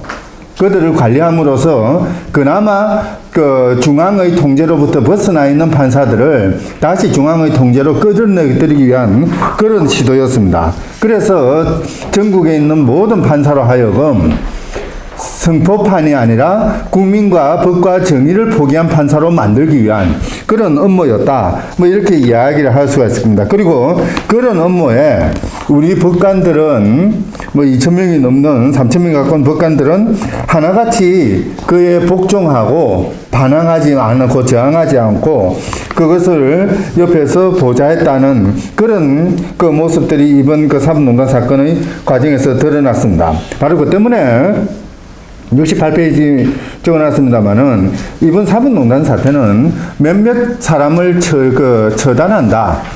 이 수준에 그쳐서는 안 됩니다. 이건 철저하게 과거사 청산의 문법에 따라야 됩니다. 진상을 조사하고요, 책임자를 처벌하고 다시는 그런 일이 일어나지 않도록 하고 국민적인 귀감을 삼아야 되는 그런 틀이 마련되어야 되고 피해자를 구제하는 절차도 따라야 되는 이런 상황에 처해져 있습니다. 근데 문제는 첫 단계인 진상조사조차도 법원에서 3번이나 조사를 했고 또 검찰이 수사를 오랜 시간 동안 했습니다만은 제대로 드러나 있지 않습니다. 그 과정에 이제 가장 큰 요인이 되는 것이 소위 말하는 요즘 시세말로 방탄재판부라고 그러죠. 그런 모습들 여기에서도 있다. 바로 이제 이런 것들을 깨치기 위해서 오늘 주제로 되고 있는 특별재판부의 문제도 나오게 되는 것 같습니다만은 그와 더불어서 이 특별재판부와 검찰 수사는 범죄 행위에 대한 수사를 하고 처단하는 것을 기본적인 목적으로 합니다.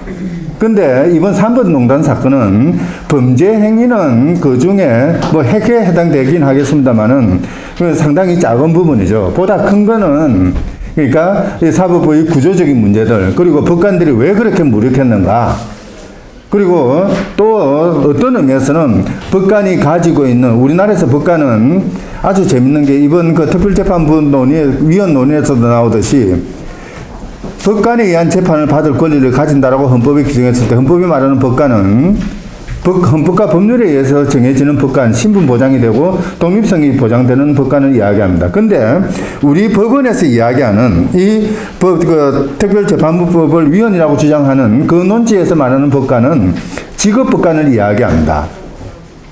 헌법과 법률에 의해서 자격이 부여된 법관, 열린 의미의 법관이 아니라 그래서 중립적이고 객관적으로 뭔가 그 법 문제를 판단할 수 있는 법관이 아니라 이 법관들이 지금 법원에서 위헌론으로 제시하는 법관은 뭐냐면은 신분화되어 있는 법관, 하나의 카스트로서의 법관. 지금 현재 법원에 법관이라는 그 판사라는 타이틀을 가지고 국가의 녹봉을 받고 있는 아주 탄탄한 그런 하나의 일종의 카스트죠, 문자 그대로. 그 법관을 이야기하고 이 법관의 권위와 존재에 어떠한 손상도 가해서는 안 된다는 그러한 집단 이기주의적인 의미의 법관을 이야기하고 있습니다. 그리고 그 법관 개념 하에 이번 특별재판부법은 위헌이라고 주장하고 있는 것이죠. 말도 안 되는 이야기죠. 어쨌든 바로 이제 그런 법관들의 선민의식이나 또는 신분의식 이런 것들을 깨치기 위해서라도 뭔가 다른 특단의 조치가 필요합니다. 그 특단의 조치는 크게 두 가지입니다. 국회의 국정조사가 필요한 것이고요. 또 나아가서 관련된 법관에 대한 이제 그 탄핵 조치가 필요한 거죠. 사실 지금 사법농단 사건과 직접적으로 연루되어 있다고 해서 5명의 판사가 지금 그 재판에 임하지 못하고 있죠. 근데 아주 재밌는 것이요. 이 5명의 판사가 직위 해제된 것이 아니라 영구판사라는 이름으로 지금 그대로 법관으로서의 그 녹봉을 다 받고 있습니다. 우리 국민의 세금으로 지금 그들의 월급을 다 지급하고 있는 이런 현실이 있습니다. 이게 과연 가능한 것인지 하는 의문점까지도 나오게 되는 상황이죠. 뭐 어쨌든 뭐 간단히 이제 제 주제로 들어오면은요. 기본적으로 법관 탄핵이라는 것은 각국의 헌법 제도에서 탄핵 제도를 두고 있는데요. 그 탄핵 제도가 가장 많이 활용되고 있는 것이 비교법제적으로 본다면은 대통령을 쫓아내는 것도 아니고 뭐 총리나 이런 사람들 쫓아내는 것도 아니고 상당히 많은 부분 법률로서 헌법으로서 신분이 보장되는 법관들을 그 비리를 이유로 해서 부정을 이유로 해서 법원직에서 쫓아내는 그런 용도로 사용되고 있습니다. 사법권의 독립을 보장하면서 동시에 법관에 대한 어떤 그 법원 외부의 통제와 견제를 가능하게 하는 그런 수단으로서 이 탄핵 제도가 이용되고 있는 것이죠. 문제는 우리 국회는 이런 부분에 대한 그 의식이 전혀 없다는 게 문제입니다. 사실 이 탄핵 제도라는 것, 특히 이제 법관에 관한 하는 우리 법관 징계법에 있는 일반적인 징계 절차 왜 특별한 징계 절차로 이해하면은 그 법관 징계 탄핵 제도의 본질적인 의미를 파악할 수 있을 것입니다. 그냥 나쁜 짓을 한 법관들을 그 나쁜 짓이 주의를 하거나 또는 감봉을 할 정도 가벼운 수준이면은 통상적인 법관 징계 절차를 따르고요. 뭔가 조금 중한 그런 경우에는 탄핵 절차를 통해 가지고 파면을 시키는 그런 제도로 이해를 해야 됩니다.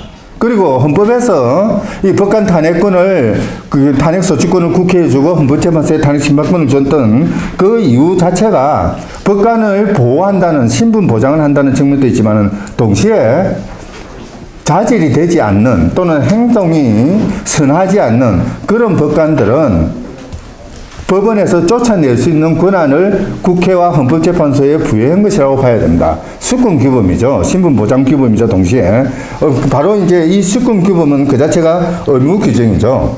사법 권력을 견제해야 되는 국회와 헌법재판소의 헌법상의 직무, 책무에 해당된다. 이렇게 봐야 될 것입니다. 바로 그 때문에 지금 현재 우리가 해야 되는 질문은 왜 법관을 탄핵해야 돼가 아니고요. 왜 그 법관을 탄핵하지 않고 있느냐라는 질문이어야 됩니다. 왜 국회는 직무유기를 하고 있는가? 이것을 아주 단호하게 그런 그 질책을 해야 될 시기가 아닌가 싶은 생각이 듭니다.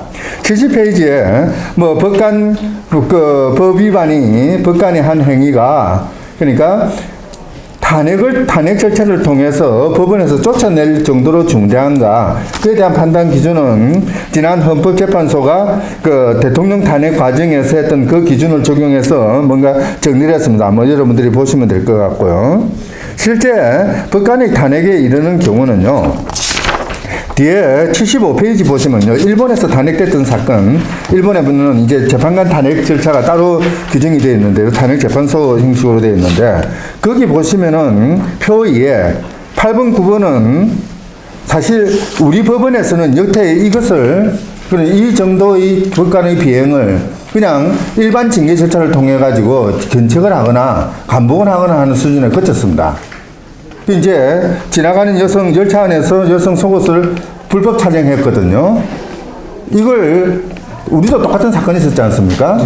근데 그냥 넘어갔는데 일본에서는 탄핵 절차를 통해 갖고 파면을 시켜버렸습니다. 우리가 일본보다 못한 나라입니까? 법제도에 관한하는. 뭐 아무리 일본 법을 보고 뺏겼다 하지만은 이제 이런 정도는 뺏겨도 되는 거죠.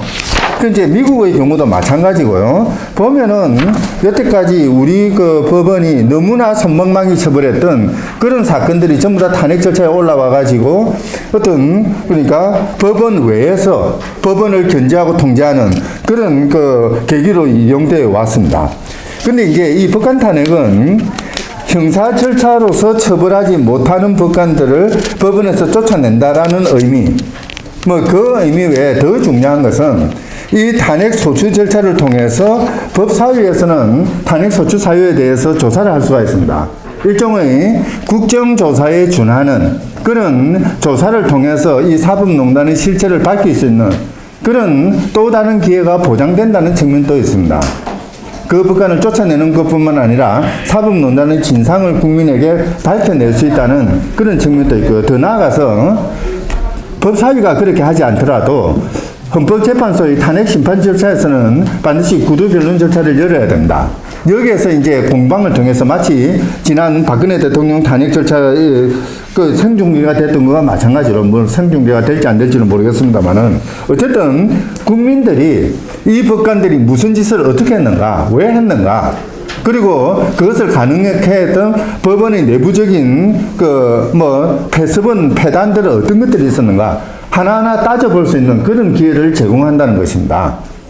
적어도 전면적인 국정조사만큼의 그런 그 의미는 갖지 못하지만은 그러나 적어도 탄핵 대상자에 대한 그들을 둘러싼 우리 법원의 구조적인 문제점들은 드러낼 수 있는, 그리고 그걸 바탕으로 해서 사법개혁에 대한 국민적인 관심을 이끌어낼 수 있는 아주 중요한 계기를 마련하고 있다는 것이죠. 바로 이제 뭐 결론을 내려야 될 시간이 됐네요. 어쨌든 기본적으로 탄핵소추는 선택이 아니고 필수입니다.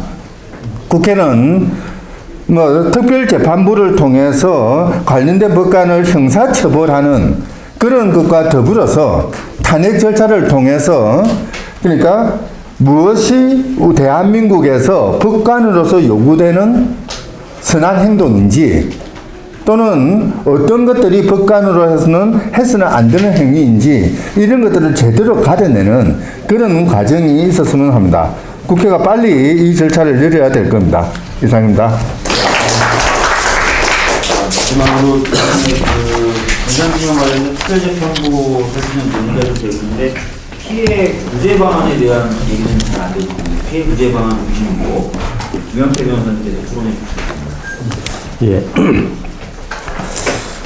제가 변호사를 뭐 30년 정도 이상 했는데 양승태 대법원 저는 최악이라고 이렇게 생각을 했습니다. 그 판례들이 보면 지금 나와 있는 거는 대개 다 이제 2014년, 15년 그 정도 무렵에 관한 사건들이고 KTX라든지 전교조라든지 진보정당 사건 또 과거사 사건 이런 것들인데 사실은 그 전부터 문제가 되지 않은 굉장히 판례들이 많죠. 아시는 대로 통상임금에 관해서 그 노동법에 딱 써 있는데 그거를 그동안의 기업 측에서 그걸 통상임금의 범위에 포함되지 않는 걸 미뤄왔기 때문에 그걸 보장해야 된다 그래가지고 노동법을 그냥 무력화시킨 판례도 있었고 또 제가 했던 여기 지금 방안 3번째에다가 써놨는데 과거사에 관한 것들이 한 5가지 정도가 이제 문제가 됐습니다. 근데 보면 첫째 이자에 관해서 여러분 많이 들으신 대로 인혁당 사건은 사법농단의 범위에 지금 안 들어와 있습니다만 세월이 오래되면은 지금부터 이자를 줘라. 그래가지고 그동안 수십 년 동안 우리 법원이 그 불법행위가 발생한 날부터 이자를 주도록 했고 인혁당도 1심, 2심에서는 그렇게 판결을 했고 그래서 항소심에서 고등법원에서는 그때부터 발생한 날부터 한 30년, 40년이 됐으니까 이자가 한 200%가 돼가지고 그거를 미리 가집행하라 그래가지고 국가로부터 받았죠. 그랬는데 그 받았던 분들이 대법원에서 이 이자는 지금부터 주라는 그런 판결을 뒤집히면서 그 돈을 다 토해내게 됐고 그래서 지금 국정원이 지금 또다시 가해자가 돼가지고 이분들한테 계속 강제 집행을 지금 들어와 있는 상태입니다. 그래서 이자에 관한 그 터무니없는 판결로 인해서 과거 사건들이 전부 다 이자가 현재부터 이자를 받도록 그렇게 바뀐 부분이 있고요. 이건 사법농단에 지금 또 올라오고 있지 않은 사건입니다. 그 다음에 보도연맹도 수십 년 동안 국가가 책임을 부인하면서 배상을 안 해주다가 대법원에서 배상이 시작이 됐는데 이것에 관한 과거사위원회가 이제 보도연맹 사건을 쭉 판단해가지고 이것이 국가에 의한 침해라고 결정한 사건들도 대법원에서 다 말하자면 이거 그대로 따라가면 안 된다 이렇게 해서 많은 사건들이 다시 그 배상을 못 받고 기각된 사건들이 많습니다. 그 다음에 소멸시효는 이제 이번 헌재에서 결정이 됐는데 원래 발생한 날로부터 10년 그리고 안 날로부터 3년이라는 게 민법의 대전제인데 발생한 날로부터 10년은 이제 신의칙상 국가가 주장하지 말라는 그런 판례를 지금 대법원이 기존에 해왔는데 이 양승태 대법원에서 그 소멸시효 말하자면 무죄 판결이 나고 거기에 관해서 그 형사보상 결정이 난 날로부터 6개월 이내라는 아주 말하자면 이건 국회에서 입법해야 될 그런 사항들을 법원이 만들어가지고 6개월이라는 시효로 확 줄여놨습니다. 이거를. 그래서 많은 사건들이 여기서 걸러져가지고 1심, 2심에서 승소했다가 대법원에 가서 다 뒤집힌 사건이 있죠. 그리고 제가 이제 그때 여기까지 이제 그런 재판들을 쭉 보면서 이제 다 대법원에서 끝났나 그러고 이제 그 관련된 이제 제 아는 그 어떤 법관한테 물어봤더니 아직 하나 더 남았다. 제가 그래서 뭐가 남았나 그랬더니 긴급 조치를 이제 또 말하자면 대통령의 통치행위는 배상의 대상이 아니다. 그리고 그때 긴급 조치라는 법이 있었기 때문에 그걸 가지고 수사했던 수사관들이나 판사나 이런 사람들의 행위는 불법 행위가 아니다. 이래가지고 대법원과 헌법재판소가 위헌이라고 한 그 긴급 조치에서 피해받은 사람들이 아무 배상을 못 받게 됐죠. 이거 수백 명에 이르는 사람들이 지금 다 패소를 했고, 그다음 민보상에 관해서는 5천만 원 한도 내에서 국민 모금으로 해가지고 뭐 1,000만 원, 2천만 원씩 받은 분들이 그게 조정 화해를 한 걸로 본다 이런 조항을 가지고 사실은 그게 보상이기 때문에 배상에는 적용되지 않아야 되는데 보상에다가 적용을 해갖고 다 기각시켰죠. 그래서 지금 한 5개 정도의 과거사 관련 판결들이 아주 그냥 그 대법원에서 초토화를 시킨 그런 상태였었습니다. 그런데 제가 여기는 안 썼지만 이제 원래는 그래서 요거를 헌법재판소에서 좀 바로잡아야 되지 않겠느냐 이런 기대를 가지고 있고 요것들이 다 헌법재판소 갔죠. 그랬는데 얼마 전에 8월 30일 날 헌법재판소에서 2가지에 관해서 그러니까 불법행위 발생일로부터 10년은 적용하지 말라. 그거는 과거사 사건에 한해서 그리고 민주화 보상을 받은 경우라도 여기 뭐가 좀 빠졌는데 하여튼 보상을 받은 경우라도 위자료 청구는 가능하다. 이런 2가지를 결정을 해줬고 긴급조치에 관해서는 이거는 재판에 관한 그 헌법재판은 할 수 없다. 이렇게 해서 긴급조치에 관한 것은 전부 다 말하자면 각하를 시켰고요. 그래서 그리고 이제 그 두 가지에 관한 말하자면 민보상이나 아니면 불법행위 10년 요것도 사실은 그 위헌 심판을 낸 사건에 관해서만 적용이 되기 때문에 그걸 내지 않았던 엄청나게 많은 사건들은 전혀 구제 대상이 되지 않고 있고요. 그 다음에 긴급조치 같은 경우에는 아예 재판 소원을 각하해버렸기 때문에 긴급조치는 지금 구제 방안이 전혀 없습니다.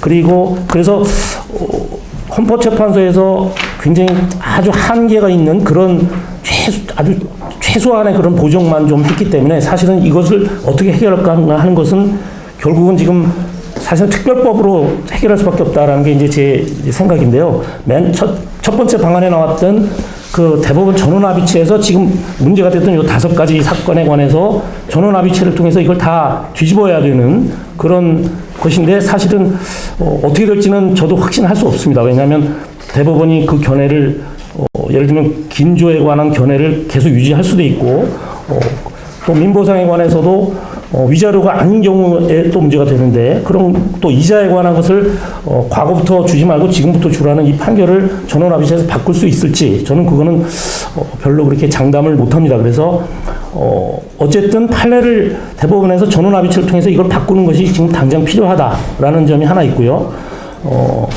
그 다음에 이제 두 번째 방안에 썼습니다만 재판거래가 사법농단 수사로 해서 재판거래가 밝혀진 경우에 이거는 재판에 의한 국가의 불법행위이기 때문에 제2의 가해로 보고 국가배상을 청구는 할 수는 있겠죠. 그리고 거래의 대상이 됐던 당초의 재판, 맨 처음에 했던 잘못된 재판에 대해서도 민사소송법 452조 1항 사을 보면 재판에 관여한 법관이 그 사건에 관하여 직무상 죄를 범한 때에 해당되면 재심이 가능합니다. 그런데 뭐 앞에서도 그 발제하신 분 말씀대로 사실 이것이 그 개개의 그 대법관들이 행정처는 지금 문제가 되고 있습니다만 대법관들이 행정처의 말하자면 지시 아니면 뭐 권유 뭐 이런 거 유도 이런 것에 의해서 그것을 결론을 바꿨느냐를 증명하는 것은 사실은 뭐 거의 기대하기가 어렵기 때문에 이 부분도 재심을 하기는 뭐 사실상 굉장히 기대하기 어렵다라는 그런 생각이 들고요. 또 아까 말씀드린 대로 사법농단 수사의 대상이 된 것들이 굉장히 범위가 좁습니다. 그래서 그걸로 인한 그 이외에 여러 가지 그 아까 말씀드렸던 5개 그 사안에 관한 과거사 피해자들에 관한 구제는 이건 상당히 한계가 있다라는 생각이 들고요. 그래서 마지막으로 이제 이것은 결국 입법자가 지금 이 5개에 관한 그런 과거사 판결들이 사실은 제대로만 하면 이런 법이 필요 없는 그런 뭐 당연히 제대로 판결하면 되는 건데 그걸 안 하고 있기 때문에 그것에 관해서 특별법을 좀 만들어야 되지 않겠느냐 이런 이제 뭐 그래서 제가 거칠게 지금 거기 뭐 썼습니다만 80쪽에 보면 이제 4조에 관해서 과거사 배상에 관해서는 신의 성실에 반하는 소멸시 형편 주장할 수 없다. 그리고 소멸시효는 이것도 당연한 얘기인데 이걸 지금 이렇게 쓴 게 참 부끄럽긴 합니다만 무죄 판결 확정이나 국가기관의 진상규명 결정일로부터 3년이 경과하여 완성된다. 그 다음에 6조에 관해서 과거사 사건의 국가배상 소송에서 국가는 과거사 국가기구인데 그 국가기구에 의한 조사 결과에 반하는 사실관계를 주장할 수 없다. 그 다음에 손실보상에 관해서도 민보상법에 나오는 그 재판상 화해는 손실보상의 경우에 하나며 손해배상 책임에는 그 효력이 미치지 아니한다. 그 다음에 이제 8조는 여기 이제 말하자면 긴급조치에 관한 건데요. 위헌인 법률의 제정 및 그에 기한 수사와 재판 등 법집행위에 대해서는 국가는 배상 책임이 있다. 이거 너무나 당연한 얘기인데 지금 대법원이 부인하고 있기 때문에 집어넣는 그런 조항이고요. 이제 그러면 이거는 미래에 관한 그런 어떤 기준을 지금 얘기한 건데 이미 다 끝난 대부분의 판결들은 어떻게 할 거냐를 사실은 구조가 핵심인데 이제 그 과거의 거를 뒤집기는 좀 어려우니까 구조를 집어넣어 먼저 미래에 관해서 먼저 정하고 구조에 관해서 이거에 관해서 이 기준에 미치지 못하면 추가로 배상한다. 뭐 보상이라고 할 수도 보상 개념으로 할 수도 있겠습니다만 그런 조항을 넣으면 어떨까 하는 것이 이제 제가 거칠게 만드는 것이고요. 여기 이제 박주민 의원께서 제출하신 법안이 있는데 그 법안에 보면 그 대상이 재심을 할 수 있는 대상들이 대법원 특조단이나 행정처에서 나온 문서를 범위로 하고 있기 때문에 이게 굉장히 좁습니다, 범위가. 그리고 그것이 판결이나 뭐 과거사위원회 결정인 헌재의 결정처럼 국가기관에서 최종 확정된 사건들이 아니기 때문에 이게 아마 법으로 뭐 법제처나 뭐 아니면 법으로 구체적으로 논의가 되면 성립하기가 쉽지 않을 것이다 이런 생각이 좀 들고요. 그리고 이제 특별법 그다음에 마지막으로는 사실은 헌법재판소에 의한 법원의 통제가 꼭 필요하다.